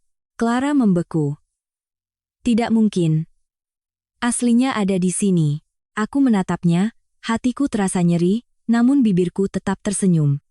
Kau pikir ibuku sebodoh itu sampai hanya meninggalkan satu surat wasiat untuk disobek oleh musuhnya? Bima berbalik hendak lari ke pintu belakang, tetapi dua orang berpakaian sipil sudah menghalanginya. Saat terjadi pergulatan, tumpukan kertas di atas meja jatuh ke lantai, sebuah foto lama tergelincir keluar. Aku membungkuk mengambilnya. Dalam foto itu, ibuku berdiri di depan pabrik garmen ini, perutnya sedikit membuncit, tangan di atas perutnya. Di belakangnya adalah seorang pria muda mengenakan seragam dokter. Aku mengenalinya, Budi Santoso. Tetapi yang membuatku merinding adalah orang yang berdiri di sampingnya. Setengah wajahnya tersembunyi dalam bayangan, tetapi sangat mirip dengan Prasetyo Wijaya di masa mudanya. Ponsel Clara tiba-tiba berdering. Dia melihat layar, wajahnya pucat pasi. Aku merebutnya sebelum dia sempat mematikannya. Di seberang sana terdengar suara Prasetyo Wijaya. Sudah dibereskan? Jangan biarkan Aulia Putri keluar dari gudang hidup-hidup. Seluruh gudang hening. Gilang menatapku. Aku menatap ponsel yang menyala di tanganku, lalu perlahan mengaktifkan speaker. Pak Prasetyo. Saya masih hidup di sini. Di seberang sana, keheningan yang mematikan. Di ujung telepon, keheningan berlangsung begitu lama hingga aku bisa mendengar dengan jelas suara hujan yang jatuh di atap seng gudang. Keheningan itu bukan karena Prasetyo Wijaya takut, tetapi karena dia sedang menghitung ulang papan caturnya. Seseorang seperti dia, bahkan ketika tertangkap basah, tidak akan panik seperti Baskara atau Ibu Riana. Dia hanya akan mengubah cara serangannya. Nona Aulia, Anda salah paham. Suaranya kembali dengan cepat, dalam dan rata, hampir tanpa gejolak. Saya hanya menyuruh Clara membereskan surat-surat, bukan membereskan Anda. Aku menatap ponsel di tanganku, tertawa. Anda pikir saya masih gadis yang berdiri di pesta amal membiarkan orang lain membatalkan pertunangan dalam bahasa Prancis? Satu kalimat samar dari Anda. Apa saya tidak akan mengerti? Prasetyo Wijaya tertawa sinis. Anda pintar, tapi orang pintar terkadang mati karena terlalu percaya diri. Anda merekam panggilan ini pun percuma. Satu kalimat tidak cukup untuk menuntut saya. Gilang melangkah ke sisiku, matanya sedingin permukaan air sebelum badai. Dia tidak berkata apa-apa, hanya memberi isyarat kepada pengacara untuk menyalin rekaman itu di tempat. Dua petugas berpakaian sipil telah mengendalikan Bima. Dia masih mencoba memberontak, terus-menerus memaki, tetapi semakin dia meronta, kemeja hitamnya semakin kusut, wajahnya yang angkuh tadi berubah menjadi menyedihkan. Clara berdiri membeku di samping meja kayu, matanya terpaku pada tumpukan surat wasiat yang jatuh di lantai. Dia tidak menangis lagi. Ketika seseorang yang terbiasa memainkan peran lemah tiba-tiba lupa cara menangis, itu berarti topeng terakhirnya telah jatuh. Aku membungkuk dan mengambil surat wasiat tua itu. Kertasnya sudah menguning, tetapi tanda tangan ibuku masih jelas. Lestari. 3 suku kata itu membuat jantungku begitu sakit hingga aku harus menarik napas dalam-dalam untuk tetap berdiri tegak. Ibu tahu dia tidak aman. Ibu mencoba menyiapkan jalan untukku. Namun, selama 20 tahun, aku tinggal di rumah ibu, makan dari tangan musuhnya, memanggil pembunuh ibuku dengan sebutan tante. Aku berbicara ke telepon. Pak Prasetyo, Anda kenal ibu saya sebelum beliau meninggal. kan? Di seberang sana hening sejenak. Siapa yang bilang begitu? Saya baru saja menemukan foto lama. Anda berdiri di samping Dokter Budi di pabrik garmen ibu saya. Jangan bilang itu juga salah paham. Kali ini, napas Prasetyo Wijaya menjadi lebih berat. Anda sedang di gudang Lestari, kan? Tempat di mana ibu saya meninggalkan surat wasiat. Tempat yang seharusnya menjadi milik saya sejak lama. Tempat di mana orang Anda baru saja ingin saya tidak keluar hidup-hidup. Dia merendahkan suaranya. Aulia Putri, kau tidak tahu siapa sebenarnya ibumu. Darah di tubuhku seolah mendingin. Apa maksud Anda? Ibumu tidak sepolos yang kau kira. Kalau bukan karena dia, keluarga Wijaya tidak akan kehilangan proyek besar 20 tahun yang lalu. Kalau bukan karena dia, ayah Gilang Adi Wijaya juga tidak akan terseret dalam utang itu. Kau pikir kau sedang membalas dendam untuk ibumu, tapi mungkin kau sedang melindungi kebohongan lain. Aku berbalik menatap Gilang. Dia juga sedang menatapku, mata di balik kacamatanya menggelap tetapi tidak menghindar. Jelas kalimat itu telah mengenai sesuatu yang belum pernah kami pikirkan. Di kehidupan sebelumnya, penyelidikanku hanya sampai pada kematian ibu sebelum aku dikurung di rumah sakit jiwa. Di kehidupan ini, setiap langkah lebih dalam justru menarik lapisan lumpur lain. Tapi aku tidak membiarkan suaraku bergetar. Jika ibu saya memang bersalah, hukum yang akan menghakiminya. Tapi apa yang telah Anda, Ibu Dewi, Dokter Budi, dan keluarga Wijaya lakukan padanya, akan saya bongkar juga sampai ke akar-akarnya. Prasetyo Wijaya tertawa dingin. Kalau begitu, coba saja. Panggilan terputus. Tepat setelah itu, di luar gudang terdengar suara mobil mengerem mendadak. Bukan satu, tapi beberapa mobil sekaligus. Lampu sorot putih menyapu melalui celah-celah pintu besi, membelah gudang menjadi petak-petak terang dan gelap. Bima yang sedang ditahan tiba-tiba tertawa terbahak-bahak. Terlambat. Orang-orang Paman Prasetyo sudah datang. Kalian pikir dengan menangkapku semuanya selesai? Gilang segera menarikku mundur, suaranya cepat dan rendah. Berdiri di belakangku. Aku belum sempat menjawab, pintu besar gudang digedor keras. Suara logam beradu terdengar dahsyat. Clara panik berlari ke arahku, entah ingin meminta tolong atau merebut kembali telepon. Aku menghindar. Dia terpeleset dan jatuh di lantai semen yang lembab, tangannya menggores tumpukan kertas tua. Di tengah kekacauan itu, sebuah amplop tipis jatuh dari sampul belakang surat wasiat. Aku membungkuk dan mengambilnya. Di luar amplop tertulis tulisan tangan ibuku. Untuk Aulia, ketika kau sudah cukup berani untuk mengetahui kebenaran. Jantungku serasa berhenti berdetak. Pintu gudang di luar kembali digedor. Seorang petugas berpakaian sipil berteriak meminta bantuan. Gilang membawaku ke belakang pilar beton, tapi mataku masih terpaku pada amplop itu. Aku merobek tepinya. Di dalamnya bukan surat, melainkan sebuah kartu memori kecil dan selembar kertas dengan satu baris tulisan, "Jangan percaya Hartono sepenuhnya, tapi juga jangan terlalu membencinya." Aku berdiri membeku. Ayahku. Pria yang menandatangani surat untuk tidak memindahkan ibuku. Pria yang mengabaikanku selama 20 tahun. Pria yang baru saja terbaring di ranjang rumah sakit sambil mengigau jangan tanda tangan. Sebenarnya apalagi yang dia sembunyikan? Tepat pada saat itu, pintu gudang didobrak. Sekelompok orang menyerbu masuk. Tetapi hampir bersamaan, dari arah pintu samping juga terdengar suara sirine dan suara polisi yang memerintahkan semua orang untuk diam. Senter menyapu seluruh gudang. Bima didorong ke lantai. Clara memeluk kepalanya sambil menjerit. Aku berdiri di belakang Gilang, tangan mencengkeram erat kartu memori ibuku. Hatiku mengerti, kebenaran tentang kematian ibuku tidak hanya terletak pada Ibu Dewi atau Dokter Budi. Itu juga menyeret keluarga Wijaya, ayah Gilang, dan bahkan ayah yang kukira sudah sepenuhnya kupahami. Aku dibawa keluar dari gudang di tengah kilatan lampu biru dan merah mobil polisi. Hujan telah berhenti, tetapi tanah masih basah kuyup. Genangan air memantulkan wajah-wajah panik, tangan-tangan yang diborgol, dan kertas-kertas tua yang terbungkus kantong bukti. Clara ditahan untuk dimintai keterangan. Bima menunduk dalam-dalam, tidak lagi ada kesombongan di wajahnya. Dan aku berdiri di samping Gilang, tanganku masih mencengkeram kartu memori yang ditinggalkan ibuku. Kartu itu begitu kecil hingga bisa hilang di telapak tanganku, namun terasa seberat seluruh kehidupan. Gilang menatapku, suaranya sangat pelan. Sekarang kau mau pulang ke apartemen, atau ke rumah sakit? Aku menatap tulisan tangan ibu di secarik kertas.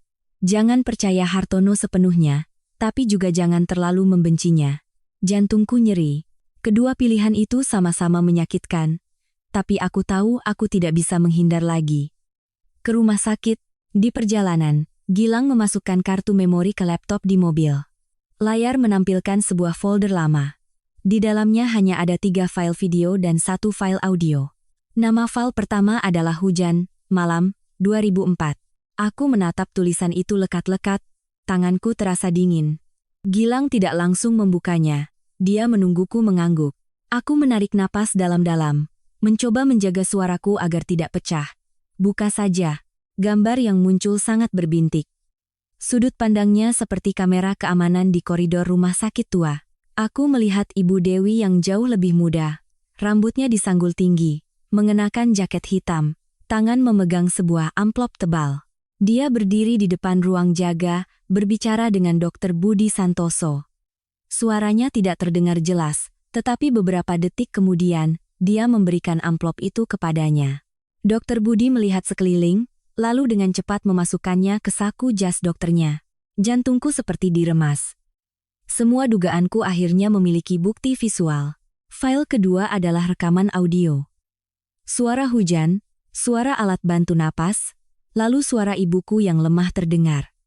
Aku belum pernah mendengar suara ibuku selain dari kaset-kaset lama. Suaranya sangat lembut, seperti angin yang menyentuh sutra. Mas Hartono, kalau terjadi apa-apa padaku, jangan biarkan Aulia tinggal di rumah ini sendirian. Setelah itu terdengar suara ayahku, lebih muda, lebih naif. Kamu jangan bicara sembarangan. Dokter bilang kamu akan baik-baik saja. Napas ibuku terdengar berat. Tidak. Aku tahu ada yang ingin aku mati. Aku sudah mengirimkan sebagian dokumen kepada Pak Adi Wijaya. Jika suatu hari kau tidak bisa melindungi anak kita, biarkan dia yang membawanya pergi. Aku berbalik cepat menatap Gilang. Pak Adi Wijaya. Wajah Gilang juga memucat. Mungkin, ayahku. Rekaman berlanjut, suara ayahku bergetar. Lestari, kau mencurigai siapa? Ibuku terdiam lama, lalu berkata, Riana. Dan Prasetyo Wijaya. Seluruh mobil hening senyap. Riana Wijaya. Prasetyo Wijaya. Bukan hanya Ibu Dewi, keluarga Wijaya sudah terlibat dalam kematian ibuku sejak 20 tahun yang lalu. Gilang mencengkeram setir begitu erat hingga buku-buku jarinya memutih. Aku mengerti kenapa ayahnya dicelakai setelah itu. Mungkin karena Pak Adi Wijaya menyimpan dokumen yang dikirim ibuku, makanya keluarga Wijaya mencari cara untuk memaksanya ke jalan buntu. Aku membuka file terakhir. Gambar yang muncul adalah sebuah ruang rawat yang gelap. Ibuku terbaring di tempat tidur, wajahnya sepucat kertas. Ayahku berdiri di dekat pintu, tangan memegang pulpen, di hadapannya Dr. Budi. Dokter itu meletakkan selembar kertas di atas meja, menunjuk ke bagian tanda tangan. Ayahku menggeleng keras. Dr. Budi mengatakan sesuatu, lalu pintu kamar terbuka. Riana Wijaya masuk. Dia tidak seanggun sekarang, tapi matanya yang dingin tidak berubah. Suaranya terdengar sangat jelas di video. Kalau kau tidak menandatangani surat untuk tidak melakukan tindakan lebih lanjut, besok semua bukti istrimu memalsukan pembukuan cipta abadi akan dikirim ke media. Perusahaan bangkrut, anak perempuanmu juga tidak akan punya apa-apa. Ayahku berteriak. Lestari tidak memalsukan pembukuan. Prasetyo Wijaya muncul di belakang Riana, suaranya tenang. Kau percaya pun apa gunanya? Stempel, surat, tanda tangan, semua sudah disiapkan. Hartono, pilihlah. Menyelamatkan istrimu dalam keputusasaan, atau menyelamatkan jalan hidup untuk putrimu? Aku duduk terpaku. Ternyata tanda tangan itu bukan sekadar ketidakpedulian. Ayahku dipaksa. Tapi meski dipaksa, dia tetap menandatanganinya. Kebenaran ini tidak membuatku lega. Itu hanya membuat rasa sakit menjadi lebih rumit. Aku tidak tahu harus mengurangi kebencianku padanya, atau semakin sakit karena dia begitu lemah tepat di saat ibuku paling membutuhkannya. Gilang mematikan laptop. Tak ada yang bicara sampai mobil berhenti di depan rumah sakit. Aku turun, kakiku serasa tak menapak tanah. Di ruang rawat, Hartono sudah lebih sadar. Saat melihatku, matanya memerah. Aku meletakkan tablet di hadapannya, memutar video terakhir. Dia hanya menonton beberapa detik dan sudah gemetar hebat, air mata mengalir. Kau, sudah lihat. Aku menatapnya, suaraku serak. Papa menandatangani karena dipaksa, tapi ibu tetap meninggal. Dia memejamkan mata, air mata mengalir di kedua sisi wajahnya. Papa. Pengecut. Papa pikir dengan menyelamatkan perusahaan, Papa bisa menyelamatkanmu. Tapi setelah itu, Ayah Gilang membawa dokumen itu untuk menemui Papa. Papa belum sempat bertemu dengannya, dia sudah meninggal. Papa takut. Papa takut kalau Papa bicara, mereka akan membunuhmu juga. Aku tertawa, tapi air mataku juga jatuh. Jadi Papa membiarkanku tinggal serumah dengan Ibu Dewi? Membiarkanku memanggil pembunuh ibuku dengan sebutan tante? Membiarkanku didorong ke dalam pertunangan dengan keluarga Wijaya? Dia tidak bisa menjawab. Keheningannya adalah hukuman terberat. Tepat pada saat itu, pintu ruang rawat terbuka. Seorang petugas masuk, wajahnya serius. Nona Aulia, Prasetyo Wijaya baru saja mengadakan konferensi pers. Dia mengumumkan Anda memiliki tanda-tanda delusi, memfitnah banyak keluarga pengusaha, dan sekaligus menunjukkan surat keterangan sakit jiwa dengan tanda tangan lama Bapak Hartono. Aku berbalik menatap ayahku. Wajahnya pucat pasi. Aku mengerti sekarang. Keluarga Wijaya menyimpan tanda tangan itu sebagai pisau, menunggu saat yang tepat untuk menusukku kembali. Aku menyeka air mata, berdiri tegak. Gilang, siapkan konferensi pers. Dia menatapku. Kau mau membuka semuanya? Aku mengambil kartu memori ibuku, setiap kata jelas. Tidak. Aku ingin seluruh kota mendengar suara ibuku. Pukul 3 sore, konferensi pers Prasetyo Wijaya memenuhi semua platform media sosial. Di layar besar di ruang kerja sementara Gilang, aku melihatnya duduk di antara deretan pengacara, di belakangnya logo grup Wijaya yang berkilauan. Wajahnya serius seperti seseorang yang difitnah sedang mencoba menjaga martabat. Baskara duduk di sebelahnya, pucat, tetapi masih mencoba terlihat menderita.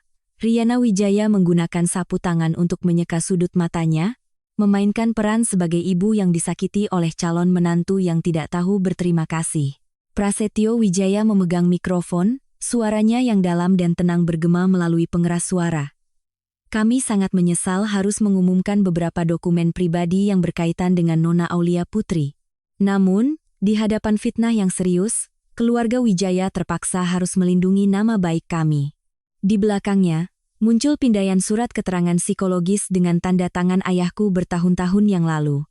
Tanggal lama, stempel lama, semuanya disimpan seperti pisau yang telah diasah selama 20 tahun. Komentar di internet mulai berbalik arah. Ada yang mengatakan aku penderita delusi. Ada yang bilang gadis yang tahu banyak bahasa asing belum tentu normal. Ada yang mengungkit kembali adegan aku menyiram wine, mengatakan aku punya kecenderungan kekerasan.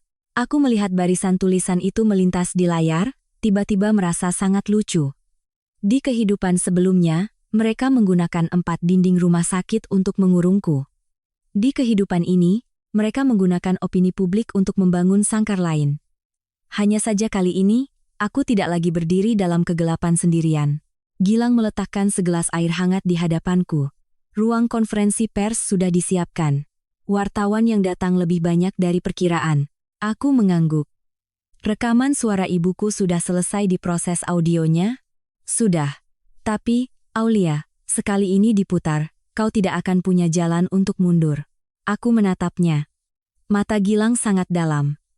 Di dalamnya ada kekhawatiran, ada kebencian, dan juga ada kelembutan yang selalu coba dia sembunyikan. Aku sudah tidak punya jalan mundur sejak malam ibuku meninggal. Dia terdiam, lalu mengangguk pelan. Pukul 5 sore, aku melangkah masuk ke ruang konferensi pers. Kilatan lampu kamera langsung menyorot wajahku, puluhan wartawan berdesakan di bawah, suara jepretan kamera terdengar terus-menerus. Seseorang langsung bertanya begitu aku berdiri di podium.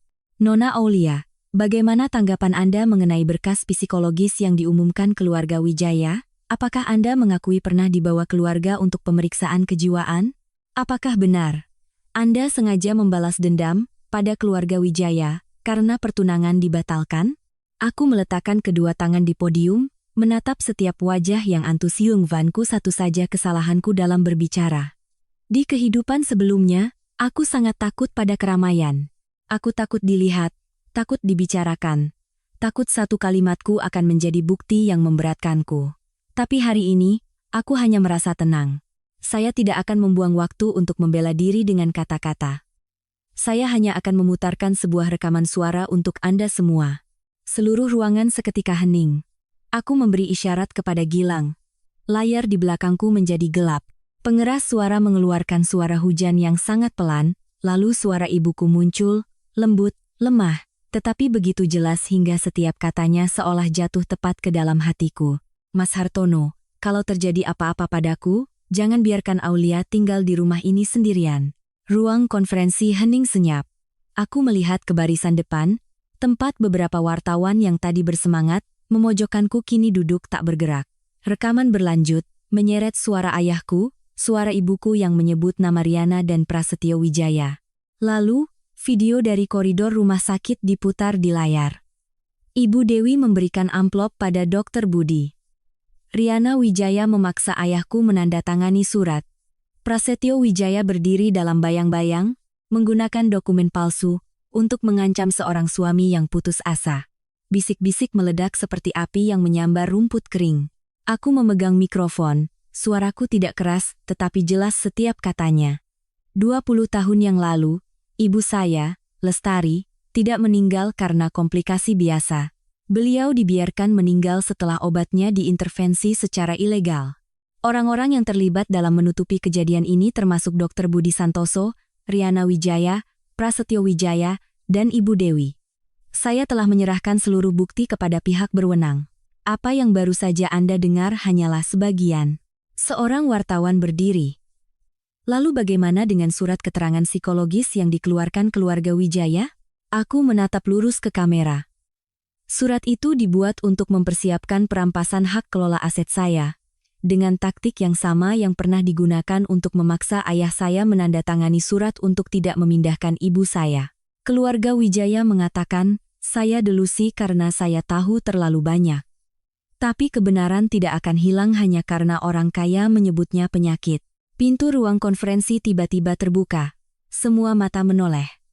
Hartono didorong masuk dengan kursi roda oleh seorang perawat. Wajahnya masih pucat, tetapi matanya, untuk pertama kalinya dalam hidupku, menatapku tanpa celaan, tanpa perintah, hanya penyesalan yang mendalam. Dia memegang mikrofon dengan tangan gemetar.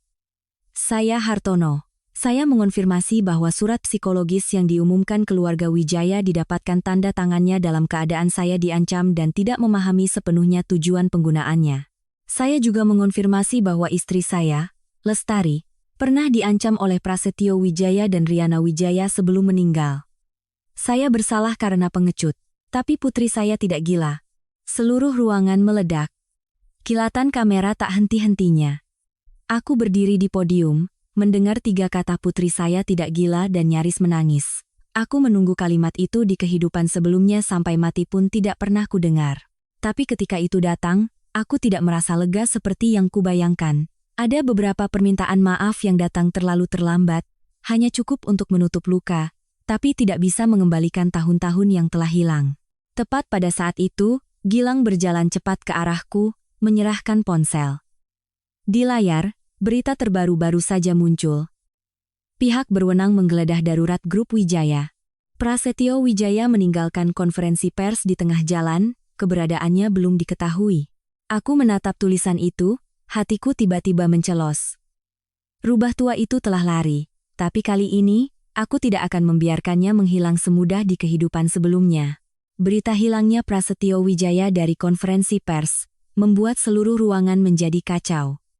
Wartawan berebut mengajukan pertanyaan, kamera beralih ke arahku, lalu kembali ke ayahku yang duduk di kursi roda. Aku tidak menjawab lagi. Bom yang perlu diledakkan sudah meledak. Sekarang bukan waktunya berdiri di depan kamera untuk meluapkan amarah. Seekor rubah tua seperti Prasetyo Wijaya tidak akan lari dalam kepanikan.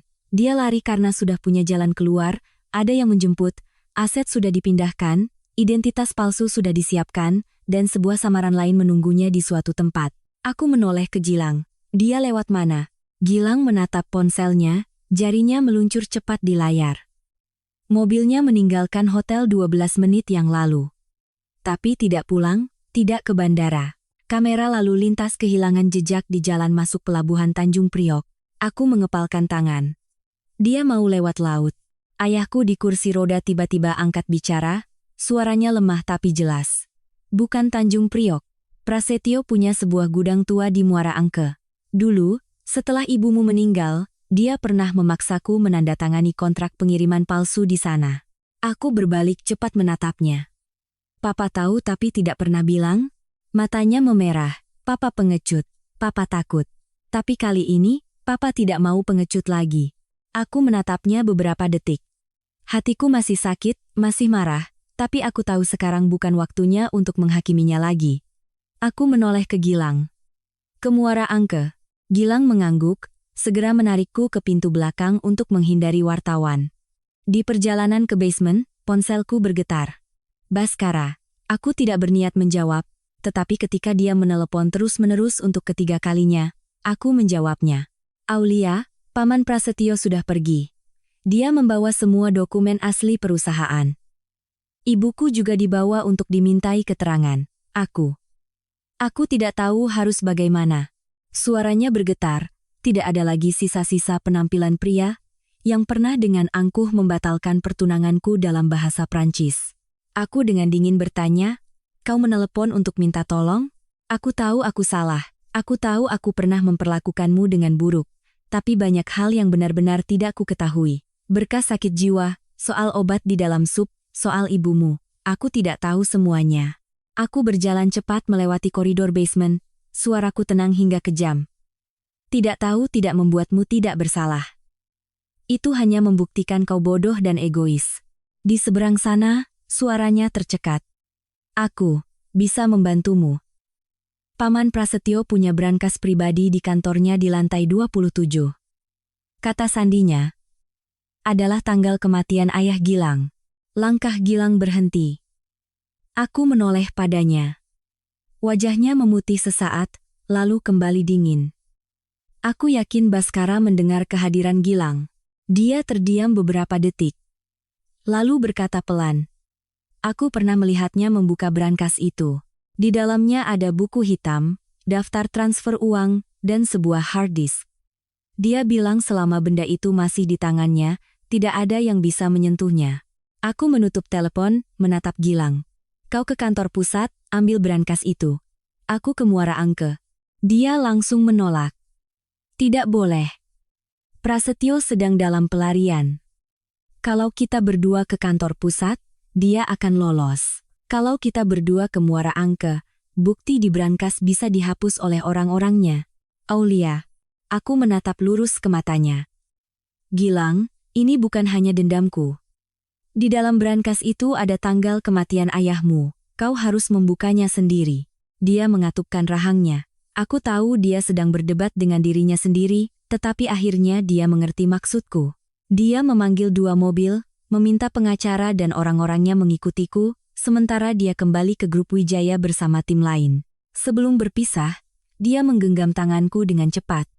Jangan jadi pahlawan sendirian. Aku menatap tangannya. Tiba-tiba merasakan kehangatan sesaat di dadaku. Aku harus hidup untuk melihat mereka membayar harganya. Mobil yang membawaku melaju ke arah Muara Angke. Langit sudah gelap total, hujan mulai turun lagi. Tetesan air menghantam kaca seolah ingin menghapus semua jejak kota. Gudang tua itu terletak di ujung jalan yang sepi, dikelilingi oleh tumpukan kontainer dan lampu-lampu sorot kuning yang redup. Dari jauh, aku melihat sebuah mobil hitam terparkir di depan pintu gudang, bagasinya terbuka. Beberapa orang sedang memindahkan kardus-kardus ke sebuah truk kecil.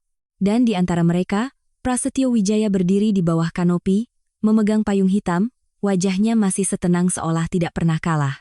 Aku turun dari mobil. Pak Prasetyo, terburu-buru sekali.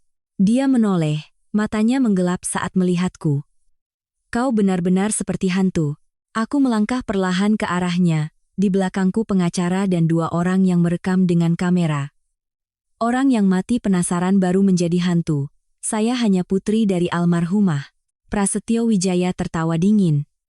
Kau pikir dengan membawa beberapa orang dan kamera bisa menangkapku? Barang di gudang ini semuanya legal. Kalau begitu, buka kardusnya, biar semua orang lihat. Sekilas kilat kemarahan melintas di matanya.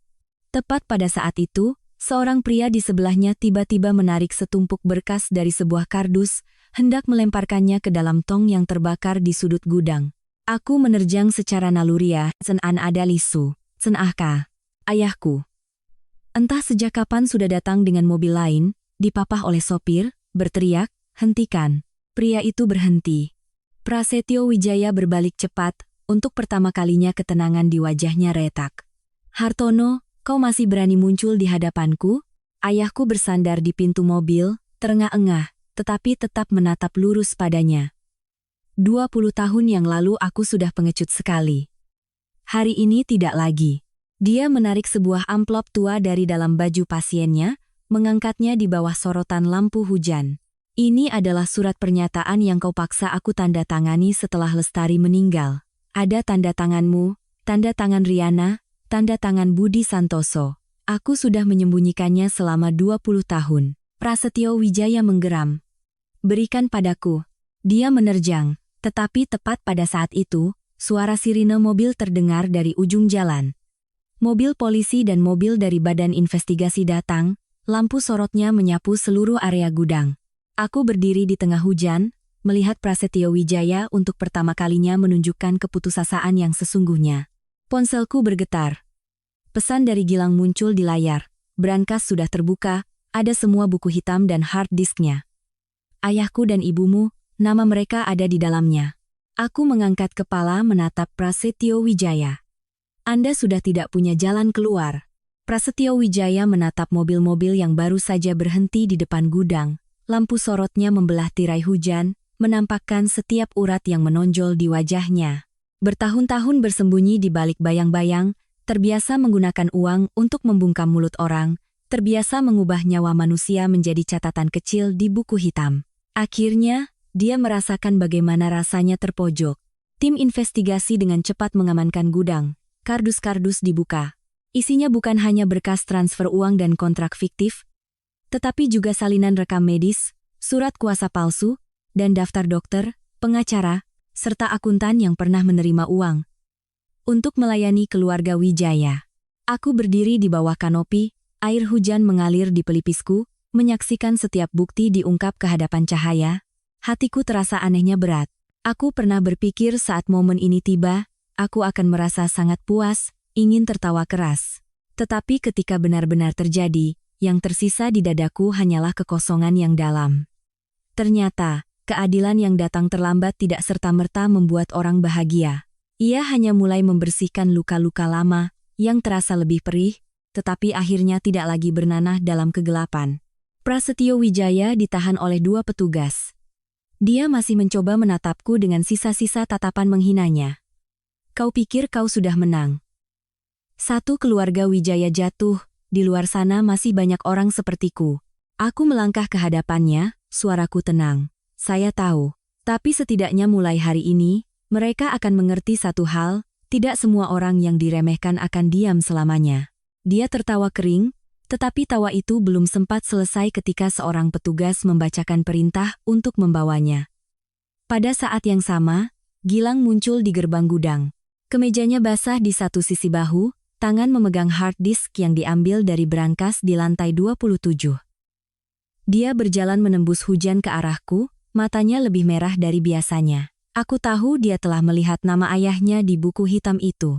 Pria yang pernah dipaksa oleh keluarga Wijaya hingga tewas itu akhirnya diakui bukan sebagai pecundang, apalagi orang yang mencari jalan buntu, melainkan korban dari jaringan kejahatan yang telah terlalu lama ditutupi. "Ayahmu." Aku baru sempat mengucapkan 2 kata. Gilang menggelengkan kepala. "Tidak perlu dibicarakan sekarang. Hari ini, biarkan ibumu pulang dulu." Aku menatapnya, pangkal hidungku terasa perih. Di tanganku masih ada kartu memori yang ditinggalkan ibuku, di dalamnya ada suara terakhirnya, ada kebenaran yang coba ia simpan untukku, ada juga cinta yang selama 2 kehidupan kukira telah hilang. Ayahku dibawa ke sampingku dengan kursi roda. Dia melihat Prasetyo Wijaya digiring ke mobil, lalu menunduk sangat lama di hadapanku. Aulia, Papa tidak minta kau langsung memaafkan. Papa hanya minta kau biarkan Papa hidup untuk menebusnya, meski Papa tahu ada hal-hal yang tidak akan pernah bisa ditebus. Aku menatap rambutnya yang memutih hanya dalam beberapa hari. Ayah dalam ingatanku pernah tinggi, tegas, dan jauh. Pria di hadapanku sekarang hanyalah seorang lelaki tua yang hancur oleh rasa bersalah. Aku tidak memeluknya, juga tidak mengatakan maaf. Aku hanya menarik selimut tipis di kursi rodanya untuk menutupi kakinya. Papa hiduplah yang baik. Jangan membuat ibu kecewa lagi. Dia menangis. Suara tangisnya ditelan oleh deru hujan, tetapi aku masih mendengarnya.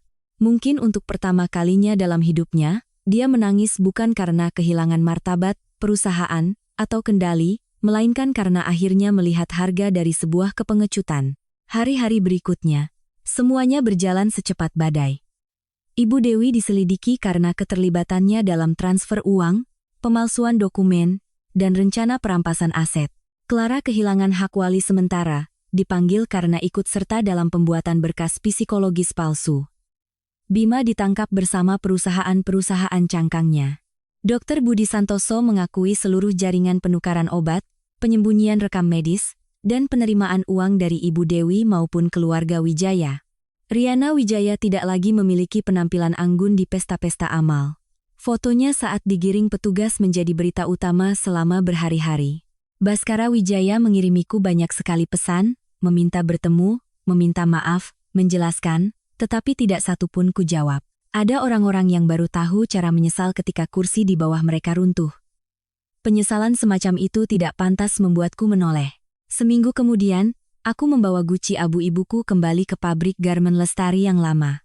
Tempat yang dulu penuh debu dan bau lembab telah dibersihkan. Papan nama berkarat telah diganti dengan papan kayu baru yang mengukir namanya. Aku meletakkan seikat bunga teratai putih di depan foto ibuku, memutar kembali rekaman suaranya. Angin berembus melalui jendela, begitu lembut seolah seseorang sedang mengelus rambutku. Ibu, aku pulang. Gilang berdiri di belakang, tidak mendekat.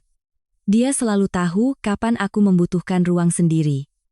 Aku menatap foto ibuku, air mata jatuh, tetapi hatiku tidak lagi hancur seperti sebelumnya. Aku pernah berpikir setelah balas dendam selesai, rasa sakit akan hilang. Tapi sekarang aku mengerti, sakit tetaplah sakit. Hanya saja, mulai hari ini aku tidak perlu lagi merasakannya dalam ketidakadilan.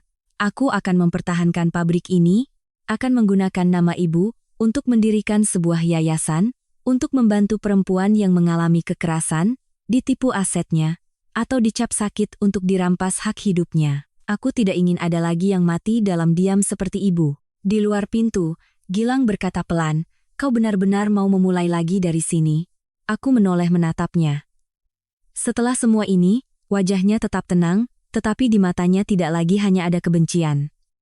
Ya, dari tempat ibuku jatuh, aku ingin membangun kembali apa yang belum sempat ia selesaikan. Dia melangkah ke sampingku. Kalau begitu, aku ikut denganmu. Aku menatapnya. Untuk pertama kalinya setelah sekian lama, aku tersenyum. Bukan karena sinis, bukan untuk menyembunyikan rasa sakit, tetapi karena hatiku benar-benar merasakan secercah kehangatan. Gilang, kau tidak takut ikut denganku akan menghadapi lebih banyak badai? Dia menatap foto ibuku, lalu menatapku. Aku pernah melewati kegelapan. Jika di depan ada cahaya, badai pun sepadan. Aku tidak menjawab. Aku hanya berdiri di sampingnya, memandangi sinar matahari sore yang jatuh di lantai semen tua pabrik. Di kehidupan sebelumnya, aku mati di rumah sakit jiwa. Tak ada yang percaya, tak ada yang menangis, tak ada yang memanggil namaku. Di kehidupan ini, aku hidup kembali, menuntut keadilan untuk ibuku, menarik mereka yang berkedok keluarga dan kaum elit turun dari tahta palsu mereka. Tetapi hal yang paling berharga bukanlah kemenangan atas mereka, melainkan aku telah menemukan kembali diriku sendiri. Seorang Aulia Putri yang tidak lagi berlutut karena takut ditinggalkan. Seorang Aulia Putri yang tidak lagi membutuhkan siapapun untuk memberinya status. Seorang Aulia Putri yang akhirnya mengerti bahwa wanita terkuat bukanlah yang tidak pernah menangis, melainkan yang setelah menyeka air matanya, masih berani melangkah maju.